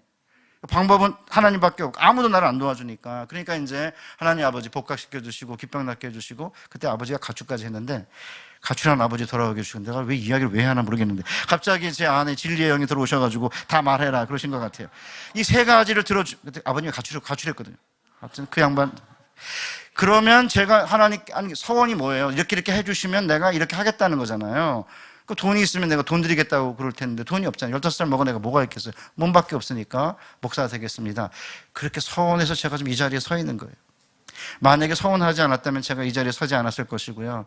그 서원이 제 인생을 변화시킨 변곡점이고, 처음에는 힘들었지만 처음에 목사 되겠다는 거 엄청 싫어했어요. 제가 가난해야 되지, 눈치 봐야 되지, 그냥 대강 살면 되지, 굳이 이렇게 살아야 되냐고 싫어했는데, 뭐 지금은 감사하게 생각합니다. 목사로 살다 보니 너무 행복해가지고 전 다시 태어나도 목사가 될 거고, 우리 셋째 녀석 목사 만들 겁니다. 그러니까 서원이 한 사람의 인생을 송두리째 바꿔놓으면서 하나님과의 관계를 근본적으로 설정하는 중요한 계기가 되잖아요. 그러니까 서원하는 가운데 조금 더 하나님께 속한 삶을 살게 되고, 그러면 거룩한 삶의 단계가 높아지는 거죠. 그런데 현대 그리스도인들이 서원하지 않아요. 하나님의 관계가 안 깊어지죠. 그러니까 자신의 삶과 인생을 하나님께 따로 구별하여 드리는 삶이 거룩한 삶이다라는 건, 아니 하나님께 드린 것만 거룩하기 때문에, 그러니까 이제 거룩한 게 뭔지를 모르고 그 다음에 이제 남는 건 뭐냐면 이제 이렇게 종편, 아니 기독교 방송이든 뭐 아니면 언론이든 아니면 그 유튜브든지 여기서 좀 스마트하다고 하는 사람들이 나와가지고 뭐 이렇게 살아야 된다 저렇게 살아야 된다는 사람들 많거든요. 들여다보고 있으면은 자기는 그렇게 사나? 진짜 그렇게 사나요? 그렇게 거룩하게? 거룩하게 산다는 것은 윤리적이고 도덕적인 것만을 의미하는 게 아니고요, 하나님께 드리는 거예요. 그래서 때로는 우리 장로님들 뭐가 좋다고 장로님 하시겠어요? 교회에서 돈 주는 것도 아니고 공예배 계속 참석해야 되고, 또 참석 안 하면 왜 안 했냐 그러고, 헌금도 하라고 그러고, 그거 왜 하겠습니까? 세상 일 하는 것도 힘든데 주님이 부르셨으니까 하나님께 직분을 맡아 또 안수도 받고 기름 부음도 받고 뭐 이렇게 하면서 이제 장로로 섬기고 이렇게 하는 게 하나님께 거룩하게 사는 거니까 그 일을 감당하는 거고, 그 일을 감당하는 가운데 사실은 목사도 그렇고 장로님도 그렇고 실수할 수 있어요. 그때는 용서를 구하는 거고, 주님 앞에 용서 구하고 성도들 용서를 구하면서 서로 용서해주고 용서하면서 이 거룩한 교회를 만들어가는 거예요. 그런 권사님들도 마찬가지고 안수 집사님도 마찬가지고 우리 청년들도 그런 모습을 보면서 하나님께 드리겠다고 서원했는데 실제로 서원을 이룰 만한 능력이 안 되면, 그때는 이제 여기 나온 대로 가서 형편이 이마마해갖고 목사 못하겠습니다, 선교사 못했습니다, 그렇게 할 수 있는 거예요. 꼭 해야 되는 게 아니에요. 성경은 그렇게 엄격하지 않아요. 얼마든지 물을 수 있어요. 시간이 많이 갔어요. 그래서 짐승 바치는 건 넘어갈 거예요. 짐승 바치는 건 넘어가고 중요한 건 다 얘기했어요. 자, 그러면 이제 그 다음에 원래부터 하나님의 것이기 때문에 특별히 구별하여 드리면 안 되는 게 있는 거예요. 그게 뭐냐면 레위기 27장에 보면 하나님께 특별히 구별하여 드리는 이제 문제를 다루고 있는데, 원래부터 하나님의 것이기 때문에 하나님께 구별하여 드릴 수 없는 게 있어요. 원래부터 하나님의 것이니까 그냥 하나님께 드리는 거. 이게 뭐냐면 초태생과 11조예요. 자, 초태생을 한번 보겠습니다. 26절, 오직 가축 중에 처음 난 것은 여호와께 드릴 첫 것이라, 소나 양은 여호와의 것이니 누구든지 그것으로는 성별하여 드리지 못할 것이며. 왜요? 원래 여호와 거예요. 만일 부정한 짐승이면 내가 정한 값에 그분 5분의 1을 더하여 물을 것이요, 만일 무르지 아니하려면 내가 정한 값대로 팔지니라. 이스라엘 백성들이 출애굽할 때 하나님이 애굽의 모든 장자와 짐승의 첫 새끼를 다 죽였어요. 그리고는 이스라엘을 구해냈기 때문에 결국 이스라엘은 누구의 거예요? 하나님의 것이에요. 하나님의 것인데 모든 이스라엘 백성들이 하나님의 것이지만 그 중에 초태생, 짐승이나 사람의 초태생을 구별하여 우리 전체가 하나님께 속한 것입니다라는 것을 고백하는 의미에서 초태생을 드리는 겁니다. 그러니까 이제 초태생을 가지고 뭐 하는 거예요? 제사장이나 레위인의 어떤 기업으로 주는 거 아닙니까? 27절에 소나 양은 여호와의 것이니 누구든지 성별하여 드리지 못한다. 앞에서 얘기했던 이제 짐승을 이렇게 구별하여 드리는 것은 자원해가지고 드리지 않아도 되는 건데 하나님께 드리겠다고 한 것인데 초태생은 그게 아니에요. 그래서 이제 초태생이 거룩하기 때문에 당연히 하나님께 드려져야 된다는 것은 신약에 나오는데 여러분이 아시다시피요, 예수님이 요셉의 가족의 초태생이에요. 첫 열매거든요, 태에. 그러니까 누가복음 22장 22절에 보면 40일 만에 성전에 가서 예수님을 드려요. 이렇게 원래는 속전을 내거든요. 난지 한 달 후에 성소의 세겔로 5세겔을 내는 거예요. 그러니까 첫 아들을 드린다는 것은 레위인이나 제사장 같으면은 성전에서 일할 수 있지만 첫 아들을 드린다고 뭐 이 아들이 하나님의 전에서 일하는 게 아니라 5세겔을 드리는 거예요. 무슨 말씀 이해가 됐죠? 그런데 예수님의 경우에 보시면은 누가복음 2장 22절에 보면 모세의 법대로 정결 예식의 날이 참에 아기를 데리고 예루살렘에 올라가니 이는 주의 율법에 쓴 바 첫 해 처음 난 자마다 주의 거룩한 자라 하리라 한 대로 아기를 주께 드리고, 여기는 속전 5세겔을 냈다는 말이 없어요. 그래서 예수님의 경우에는 하나님께 드린 거예요. 이렇게 나중에 다시 제가 설명할 텐데요. 그러니까 거룩한 자인 거죠. 그러니까 사랑하는 우리 천하은혜교회 성도 여러분, 하나님께 드렸다는 것은 이 세상 사람들이 생각하는 거랑 달라요. 그러니까 성경을 모르는 인간들이 유튜브에 나와가지고 뭐 온갖 얘기하면서 뭐 윤리적으로 하면 이게 거룩하다 그러는데 웃기는 이야기예요. 하나님께 드린 것만이 거룩한 거예요. 우리의 의는 다 걸레 같아서, 그러니까 하나님 앞에 드리는 게 아니라 인간의 의를 가지고 율법으로 말미암은 의나 아니면 자기 의로 말미암은 걸 가지고 막 잘난 척하면서 하나님 앞에서 자기가 의롭다고 생각하는 바리새인 같은 사람들이 한국교회에 늘어나면서 한국교회 이렇게 힘들어진 거죠. 하나님께 드린 적이 없는데 자기 의와 율법으로 말미암은 의를 가지고 엄청 잘난 척하는 사람들이 많아졌어요. 특별히 이제 먹고 살만하거나 지성인들이 그러는데 제가 교수잖아요. 저는 물론 교통법규 위반 안 하는 거 아니에요. 저도 위반합니다. 노란 불 때 막 갑니다. 성격이 들어와가지고 막 갑니다. 그런데 학교에서 수업 늦을까봐 그렇게 안달복달 안 해요, 저는. 제가 가야 수업이 이루어지는 거니까 애들이 기다리잖아요. 내가 왜 그렇게 뭐 가야 돼? 물론 제가 늦은 적은 없지만 저는 지킬 수 있어요. 얼마든지 도덕적으로 살 수 있어요. 학교에서 공부 따박따박 나오니까 신경 안 써도 돼요. 그런데 실제 삶의 현장에서 살아가는 수많은 거룩한 하나님의 백성들은 지금 계약서를 써야 되는데 늦는다? 그럼 어떻게 해요? 밟아야죠. 천천히 가서 계약서 안 쓰실 거예요? 안 밟아요? 아니, 이 교회는 다 거룩한 사람 좀 보였나? 왜? 밟을 거잖아요. 그러니까 이게 거룩하다라고 하는 개념을 가지고 그렇게 인간적인 거에, 그러니까 먹고 살만하고 뭐 교수고 뭐 집안 좋고 뭐 그 자기가 막 그렇게 애쓰지 않아도 될 만한 그런 위치에 있는 사람들은 법도 지킬 수 있는 거지만 그렇지 못한 많은 사람들이 법을 지키지 못하는 그런 가운데서 아파하고 힘들어하는 그런 분들을 이해하지 못한 채, 그렇다고 제가 법을 어기라 하는 말이 아닙니다. 하지 못한 채 함부로 그렇게 비난하는 것은 안 된다, 그 말을 하고 있는 거예요. 자, 그러면 최근에 보세요. 목회자가 되겠다고 하는 분이 없잖아요. 한 20 몇 년 전에 제가 아까 얘기했던 그 교회에 교회 목사로 섬기고 있었는데 갑자기 어떤 이제 집사님이 자녀를 명문대학과 명문직장에 보낸 집사님이 저한테 요사이 충신대학에 수능 성적이나 내신이 안 좋은 애가 들어간다. 신대원도 좋은 대학 출신이 안 들어간다. 저한테 그러는 거예요. 저는 친하지도 않은데.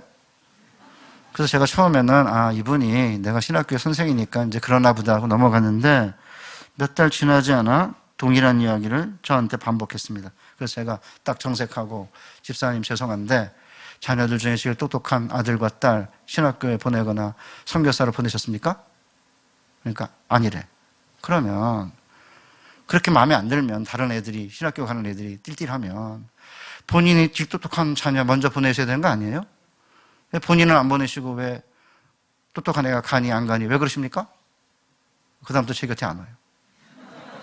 그렇게 마음에 안 드시면 우리 성도님들도 목사 마음에 안 든다 그러면 본인이 하세요. 제가 어느 교회를 갔더니 제 설교 끝나고 나니까 제가 게스트 강사로 갔는데 제 설교 갖고 시비를 거는 거예요. 그래서 이 양반이 왜 저러나 이렇게 했는데 무슨 뭐 개혁연대에 속했다는 집사님이라는데 그 담임 목사님 편두통에 시달리고 있어서 저를 부른 거예요. 며칠 쉬려고. 나중에 뭐 설교 끝나면 1부 예배 끝나면 계속 뭐 설교 이게 문제고 저게 문제고. 그래서 제가 다음 주에 2번 했는데 그 다음 주에 저한테 시비를 걸면 제가 이렇게 말하려고 했어요. 집사님 그렇게 마음에 안 드시면 본인이 하시죠. 직장 때려치시고 신학교 오세요.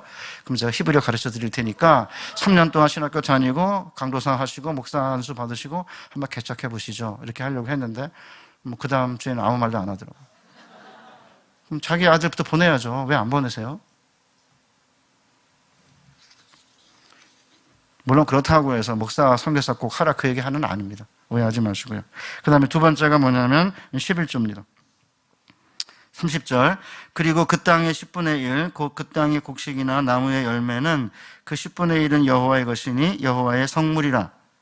따로 드리지 않았는데 그냥 성물이라고 말해요.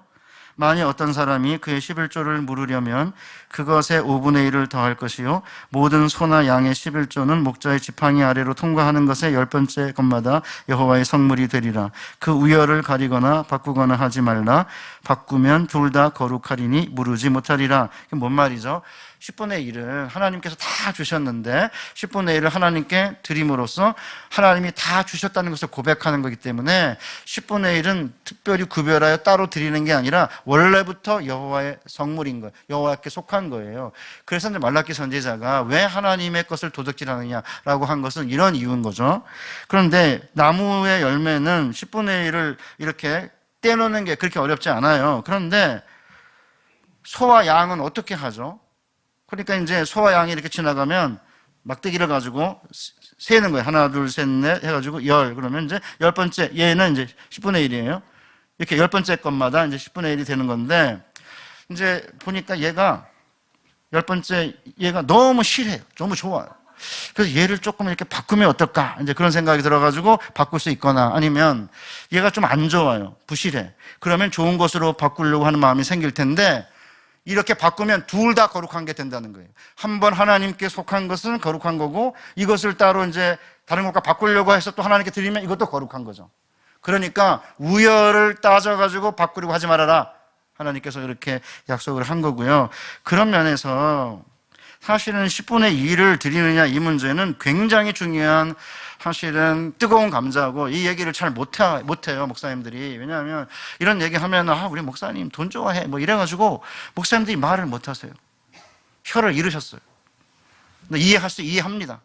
왜냐하면 교회에서 돈 얘기하면 또 돈 좋아한다 이렇게 하니까 이제 저는 이제 왔다 갈 거니까 저 오늘 이제 떠날 거예요. 이제 저 안 나타나요. 꼭 그래서 그런 게 아니라 제가 말씀을 전하는 하나님의 사람, 여호와를 빙자하여 말하는 선지자는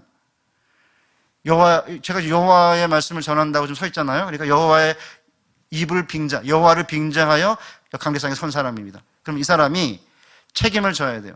자기가 하는 말에 대해서. 하나님의 말씀이 아닌 것을 하나님의 말씀이라고 하면 제가 저주를 받는 거고, 하나님의 말씀인데 안 가르치면 그것도 제가 혼내야 될 일이에요. 본문에 보시면은 많은 분들이 이런 거죠. 11조는 이게 율법 시대의 거니까, 지금 은혜 시대니까 드리지 않아도 된다. 유튜브에 들어가면 아주 난리예요, 난리.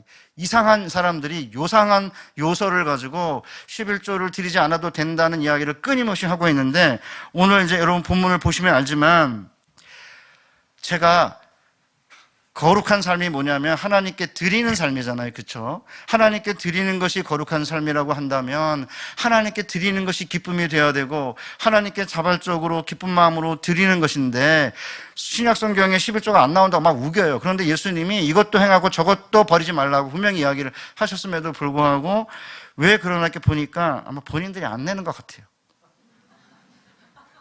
죄송한 이야기인데, 여러분 사랑하는 우리 성도 여러분, 다 하나님의 것 아닙니까? 우리가 가지고 있는 게. 내가 가진 것 중에 받지 아니하는 것이 무엇이 있느냐? 그런데 왜 받지 아니하는 것처럼 자랑하냐? 우리 사랑하는 우리 청년 자매 형제, 여러분들의 그 몸, 아름다운 얼굴, 그 예쁜 그런 어떤 몸매, 또 순수한 여러분들의 그 건강, 그거 다 하나님 주신 거 아닙니까? 다 하나님이 건강 주셔서 지금 사는 거 아니에요? 그러면 하나님께 드리는 것을 기쁨으로 여겨야 이게 거룩한 게, 그러니까 제가, 여러분 보세요. 한 달 동안 열심히 이제 내 건강과 에너지와 내 이제 힘을 소진해가지고 이제 일을 한 다음에 봉급을 받았어요. 그러면 그 봉급의 10분의 1을 하나님께 드리면 하나님께 드린 것만 거룩해진 건데, 그러면 하나님께 드리지 않고 그냥 하나님 저를 거룩하게 해주세요. 그럼 어떻게 거룩하게 하죠? 봉급의 10분의 1을 드린다는 것은 봉급 전체를 벌게 만들어 주신 저의 건강, 저의 에너지, 저의 인생의 한 부분, 저의 삶의 시간, 한 달의 시간을 드려가지고 얻은 거니까 그것의 10분의 1 하나님께 드리면 이 전체를 하나님께 드리는 게 되는 거고, 그러면 내가 이걸 얻기 위해 드린 저의 시간, 건강, 그 다음에 능력, 힘, 에너지, 이것을 하나님께 드린 거고, 그때 우리의 삶이 거룩하게 되는 거 아니에요? 그렇죠? 뭘 거룩하게 하냐고.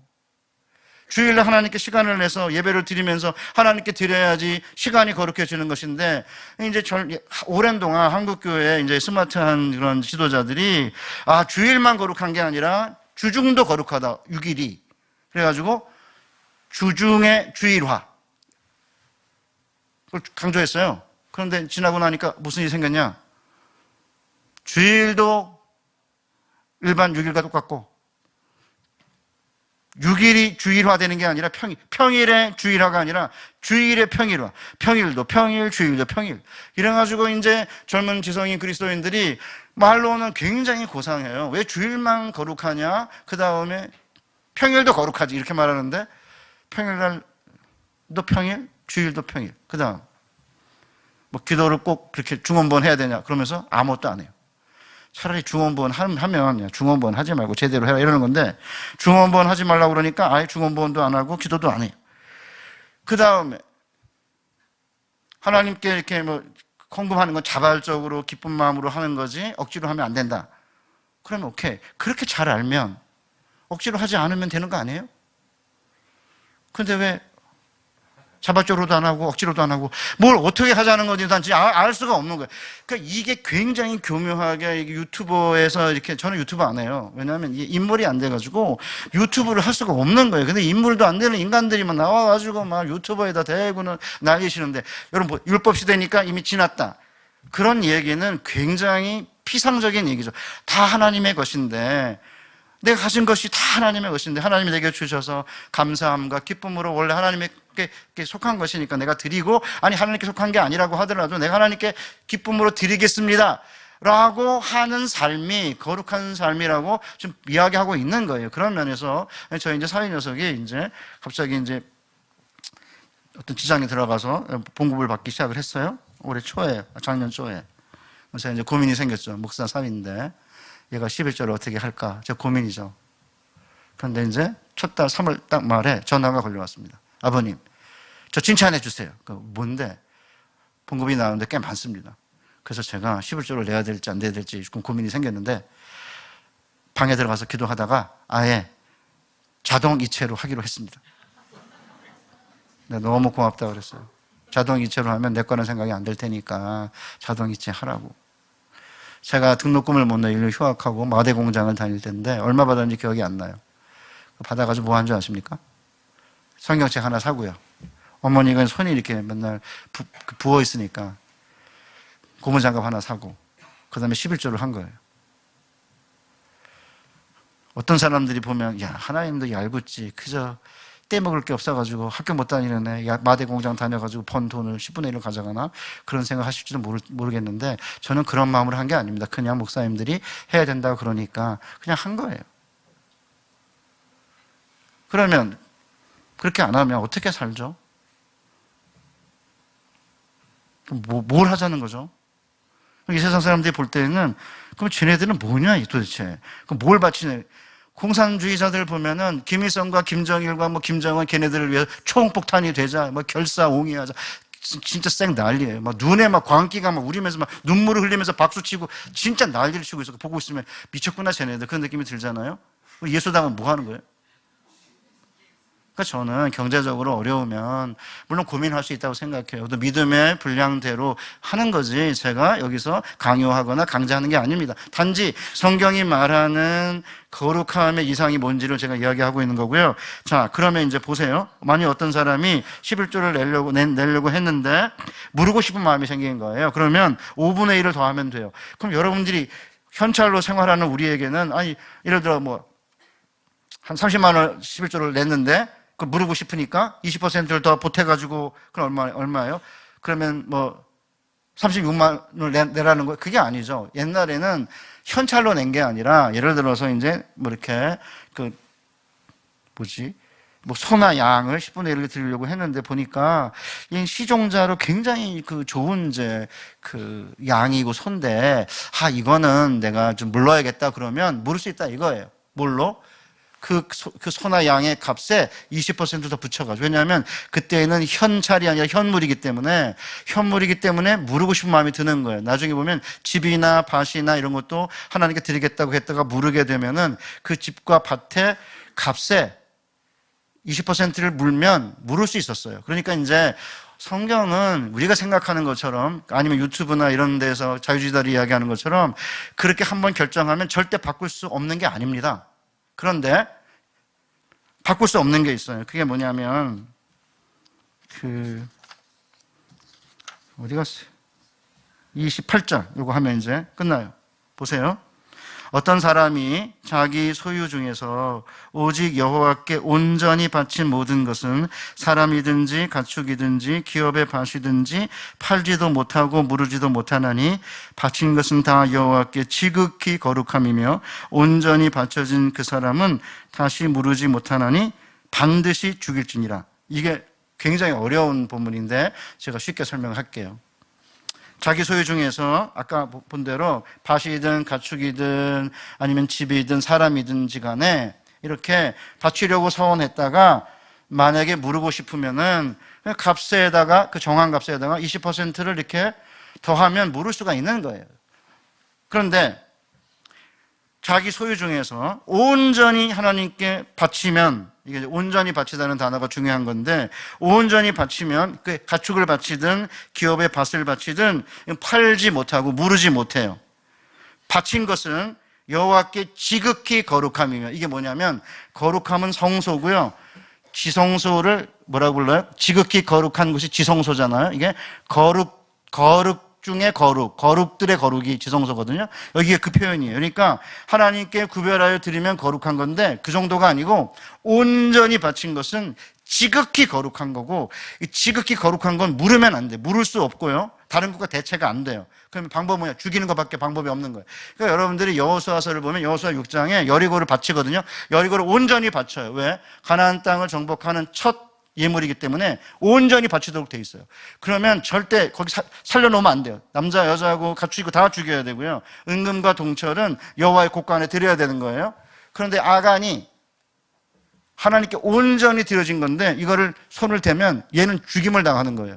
그런데 얘가 은금과 신화산 외투, 그러니까 뭐 신화산 외투니까 아마 호피무늬 바코트인지 뭔지 모르겠는데 어쨌든 이 코트를 이제 숨긴 거잖아요. 그러니까 하나님이 누구를 죽이세요? 아간의 가족을 죽여요.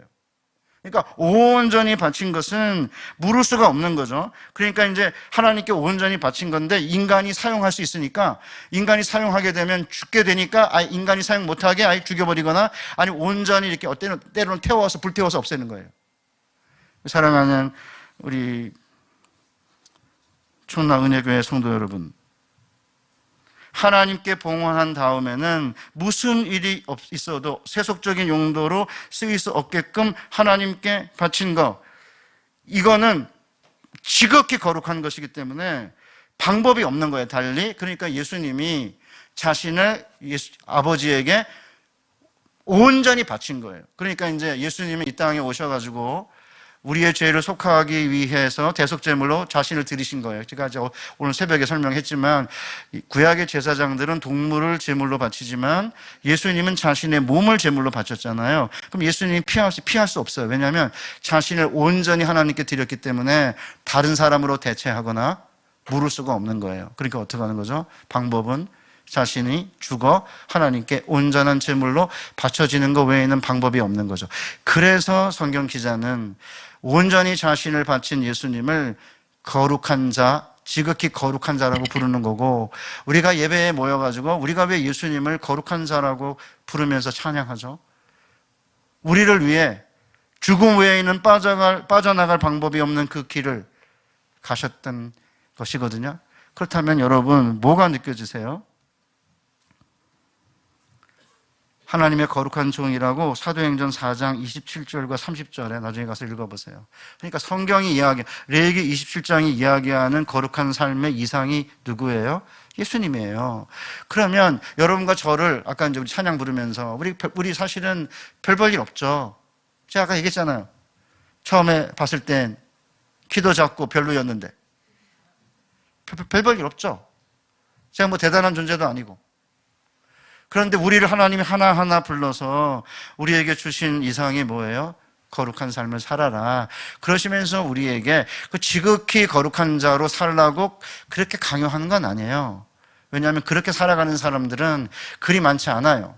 대부분의 경우에는 어떻게 하죠? 하나님께 11조를 드리고 초대생 드리고 그 다음에 위기에 봉착했을 때 하나님께 서원하여 기쁨으로 또 드리고 이렇게 끊임없이 하나님께 드리는 삶이 가장 이제 거룩한 삶이라는 거고, 가끔 우리를 완전히 뒤집어 놓는 그런 분이 있어요. 그게 누구냐면 이 사람 얘기하고 제가 마치려고 그러는데, 짐 엘리어트라고 1956년 1월 8일 쿠라레이 강변에서 에콰도르에 자기가 그토록 복음을 전하려고 애썼던 아우카 부족의 창에 찔려 죽임을 당한 사람이 짐 엘리어트인데, 짐 엘리어트의 삶을 보면은 거룩한 삶이 무엇인지 알 수 있습니다. 21살이었던 1948년 4월 14일에 전도하러 차를 몰고 철길을 건너다가 화물차에 차가 치여가지고 죽을 뻔하는 일이 있었습니다.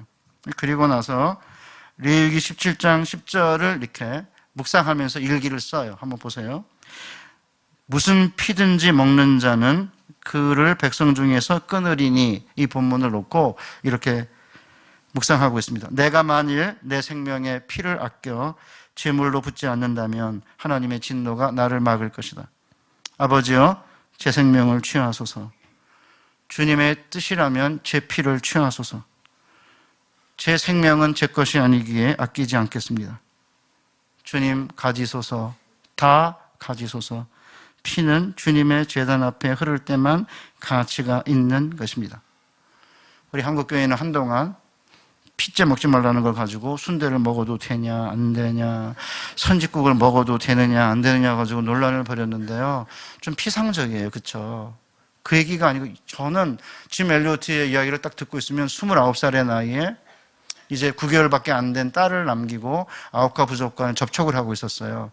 부인이 엘리자베스인데 엘리자베스가 직감했어요. 아, 이 사람이 드디어 이제 죽음의 길로 가는구나를 직감했던 것 같아요. 근데 만류하지 않았죠. 그리고 아우카 부족에 총이 있었는데 총이 발사되긴 했는데 쏘은 게 아니고 막 달려드니까 이제 총을 들고 있었는데 이렇게 튕겨가지고 총알이 날아갔지 총 쏘지 않았어요. 총을 쐈으면 죽지 않았겠죠. 5명의 선교사가 창에 찔려 이제 목숨을 잃었는데, 자매랑 결혼해서 휘튼 대학 출신이거든요. 미국의 일리노이주에. 굉장히 이제 선교사를 하려고 레슬링 연습을 했다고 그래요. 뛰어난 레슬링 선수예요. 설교도 엄청 잘해가지고 당신 같은 사람이 선교사로 가는 것은 미국 교회에 이게 손실이다라고 말할 정도로 탁월한 설교자입니다. 그런데 그가 왜 자신을 온전히 하나님께 바친 자라고 생각했던 것 같아요. 그러니까 죽음 외에는 빠져나갈 길이 없다고 생각한 것 같아요. 대체할 수 없고 물을 수 없다고 생각한 거죠. 그리고 한 말입니다. 피째 먹는 자는 백성 중에서 끊어진다는 것을 다이렉트로 직접 자기 삶에 딱 연결시켜가지고 뭐라고 말해요? 아버지여, 제 생명을 취하소서, 다 가지소서. 내 것이 아니니 내 것이라고 하지 않겠습니다. 제가 이제 이야기하면 이제 아내가 무섭다고 그만하라고 그래요. 저는 그 정도는 아닙니다. 그래서 이제 좀 엘리어트가 이렇게 순교를 당한 다음에 전 세계에 선교에 심각한 바람이 불었어요. 어마어마한 바람이. 1948년 6월 18일 여호수아 5장 6장을 이렇게 이제 읽은 다음에 받침이 된다는 거, 이 바쳤다는 게 아까 제가 우리 본문에서 얘기한 온전히 바친 걸 얘기하는 거예요. 여리고에 대한 이야기입니다. 우리 둘 사이에서 베티는 이미 바쳐졌다. 베티는 이제 여자친구인데 잠시 이렇게 사귀다가 서로 약간 결별은 아니고 잠시 이제 떨어져 있기로 했어요. 각자 하나님의 뜻이 무엇인지 알아보자. 우리가 서로 사랑하니까 막 결혼하자 이게 아니고 하나님의 뜻이 뭔지 이제 하나님께 바친 거예요. 완전히 하나님이 아니라 그러면 이제 손대면 안 되는 거죠. 한번 들어보세요. 여리고처럼 진멸함의 의미가 아니라 하나님께 살아있는 번제로 바친 것이다. 베티와 나를 둘 다 완전히 그분의 것으로 바친 것이다. 그런데 나는 하나님이 결국 베티를 내게 주실 것이며 하나님을 위해 각자의 길로 가기로 한 우리의 결정을 결국 철회해 주실 것이라는 희망, 좋은 것, 금과 은을 품고 있었다. 그것은 내가 베티를 진정으로 바치지 않았다는 이야기와 같았다. 아직도 베티에 대해 미래를 주장하고 있었기 때문이다. 그때 주신 말씀이 이것이다. 너희는 바칠 물건을 스스로 삼가라. 화를 당케 할까 두려워하노라. 18절. 아, 나는 또 그랬구나. 주님, 제 마음을 온전히 사로잡아 주를 따르게 하소서. 제 것이 아닌 것에 행여 손대지 말게 하소서. 그러니까 이제 엘리자베스를 이렇게 하나님께 온전히 드린 거죠. 이렇게 손대면 안 된다 그러면 이제 포기할 마음을 갖고 있었는데 계속 마음이 가니까 이제 여호수아 6장을 읽으면서 내가 아직도 금과 은 그 좋은 걸 품고 있구나, 아간처럼. 그래서 다시 하나님께 이제 베티를 드리겠다고 선언하고 있는 거예요. 드디어 이제 서로 이렇게 헤어져 가지고 그렇게 하다가 오랜 연애 가운데 온전히 하나님께 바쳐진 자들로서 인내하면서 신실하게 기도한 끝에 하나님의 뜻을 확인하고 1953년 10월에 결혼한 겁니다. 그리고는 이제 3년 후에 소천한 거죠. 사랑하는 우리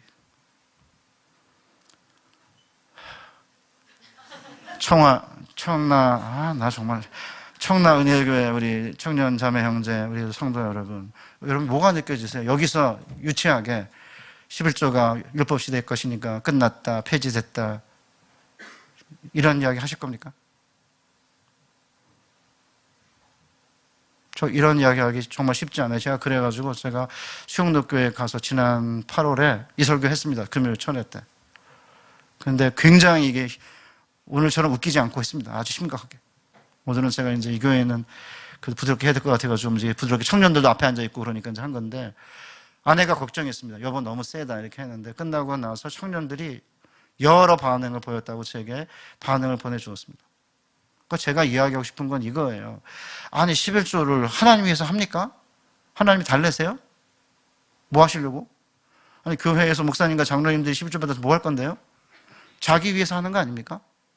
하나님께 드린 것만이 거룩한 삶이기에 우리가 마땅히 제물도 드리고 제사도 드리고 절기도 지키고 시간도 드리고 거룩한 삶을 살아가야 돼. 성관계를 함부로 이렇게 난삽하게 하지 않고 그렇게 하면서 이제 거룩한 삶을 살되 가장 절정에 이르는 거룩한 삶은 하나님께 특별히 구별하여 드리는 거고 그 과정에서 초태생과 11조는 원래 하나님께 속한 것이니까 드리는 것이고 그리고 정말 난 온전히 하나님께 드리겠다 이렇게 마음을 먹으면 주기철 목사님이나 손양원 목사님이 왜 신사참배 거부하고 그렇게 돌아가셨겠어요? 손영원 목사님, 주기철 목사님 읽고 있으면 진짜 막 가슴이 너무너무 아픕니다. 저는 목사인데 너는 뭐냐? 그러니까 하나님께 더 드리지 못해 안타까워하는 마음으로 하나님 제가 너무 가난해서 드릴 게 없습니다. 과부가 두렙돈을 드리잖아요. 그러니까 예수님이 보고 계시다가 과부의 두렙돈을 칭찬하시면서 그녀가 생활비 전부를 넣었다 그러거든요. 최근에 어떤 목사님이 큰 교회 목사님이신데 내가 하나님이라면 이렇게 가난하고 이렇게 경제적으로 힘들 때에는 헌금하지 말라고 그럴 거다 그렇게 설교하시던데 저는 거기에 동의가 안 돼요. 힘들고 어려워도 제가 이제 아까 잠깐 이야기한 대로 저 진짜 힘들었거든요. 근데 그 마대공정에서 얼마를 받았다고. 성경책 사고. 요새 성경책 많긴 하죠. 성경책 샀어요, 제가. 엄마 이거 장갑 사드리고, 그 다음에 11조를 드린 거죠. 그 제가 기억에서 잊혀지지 않아요. 목사님들이 그렇게 하라고 했으니까 한 거예요, 그냥. 큰 무슨 신학적인 무슨 그런 어떤 확신을 가지고 한 것도 아니고 그냥 하라고 했으니까 한 거고 그게 그냥 몸에 밴 거죠. 그리고 난 다음에 이렇게 보면 하나님이 제게 넘치도록 부어주셨어요. 지금도 마찬가지입니다. 제 자녀들한테 부모 11조하고 교회 11조 해야 된다. 그래서 제가 지금 강조합니다. 그래서 애들이 부모 11조까지 해야 되냐 이러는데요. 부모 11조를 하면은 손녀한테 가요. 아내가 열심히 동그랑땡 하길래 나 줄까 했더니 손녀 주려고 동그랑땡 만들고 지금 난리치고 있습니다. 그러니까 이게 부모 11조라고 하는 얘기는 부모가 다 받아서 자기가 쓰려고 그러는 게 아니라 자녀들이 이거잖아요, 여러분. 어저께 제가 하려다 얘기하는데, 부모의 새벽기도, 자녀의 평생 축복, 자녀의 새벽기도, 부모의 노후 보장. 진짜 유치해 보이긴 한데 이게 우리의 삶을 이렇게 여는 굉장히 중요한 가치인 거고요.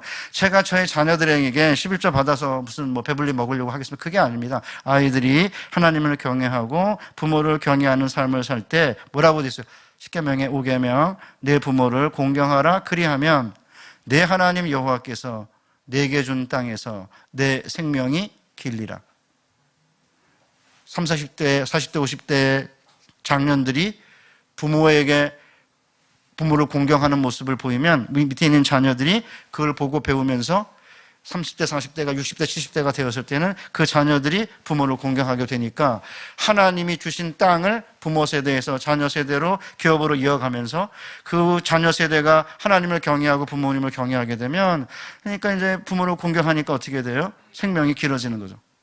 우리 사랑하는 우리 청라은혜교회 성도 여러분, 우리 청년 자매 형제 여러분, 하나님이 우리를 거룩한 자로 부르셨다는 것은 하나님께 드리는 거니까 우리 청년들이 시간 드리면 돼요. 교회 와요. 왔다 갔다 하다가 시간 내서 여기 들어서 그냥 기도해요. 시간 정해놓고 직장 갈 때든 뭐 아니면 올 때든 시간 정해놓고, 아니면 새벽 기도를 하든지 아니면 금요 철야를 하든지 이렇게 시간을 정해놓고 하나님께 나와서 시간을 드리고, 내가 일해서 얻은 물질의 일부를 하나님께 드리고, 내 삶을 하나님께 드리고, 필요하면 엘리오트처럼 하나님 내 피를 취하소서 다 가지소서, 내 것이 아니니 내 것이라 주장하지 않겠습니다. 멋지지 않아요? 피는 주님의 제단에 흐를 때만 가치가 있는 겁니다. 그러게 짐 엘리오트의 피는 주님의 제단에 흘려지게 된 것이고, 그 엘리오트와 4명의 다른 선교사의 그 죽음이 전 세계의 선교의 불길을 불러 일으킨 것이죠. 그런 면에서 오늘 하나님께서는 우리를 불러 거룩한 삶을 살고 하나님께 드리며 사는 삶을 살아라, 그렇게 우리를 부르신 거고, 그렇게 살면 하나님이요 하늘의 신령한 곳간을 여셔서 후이되어 누르고 흔들어 넘치도록 하여 우리에게 안겨주실 것이고, 그러면 우리가 그것을 가지고 부모를 공경하고 자녀를 양육하고 구제하고 선교하고 교회를 섬기는 복된 삶이 될 것입니다. 그런 삶이 되시기를 주님의 이름으로 축복합니다.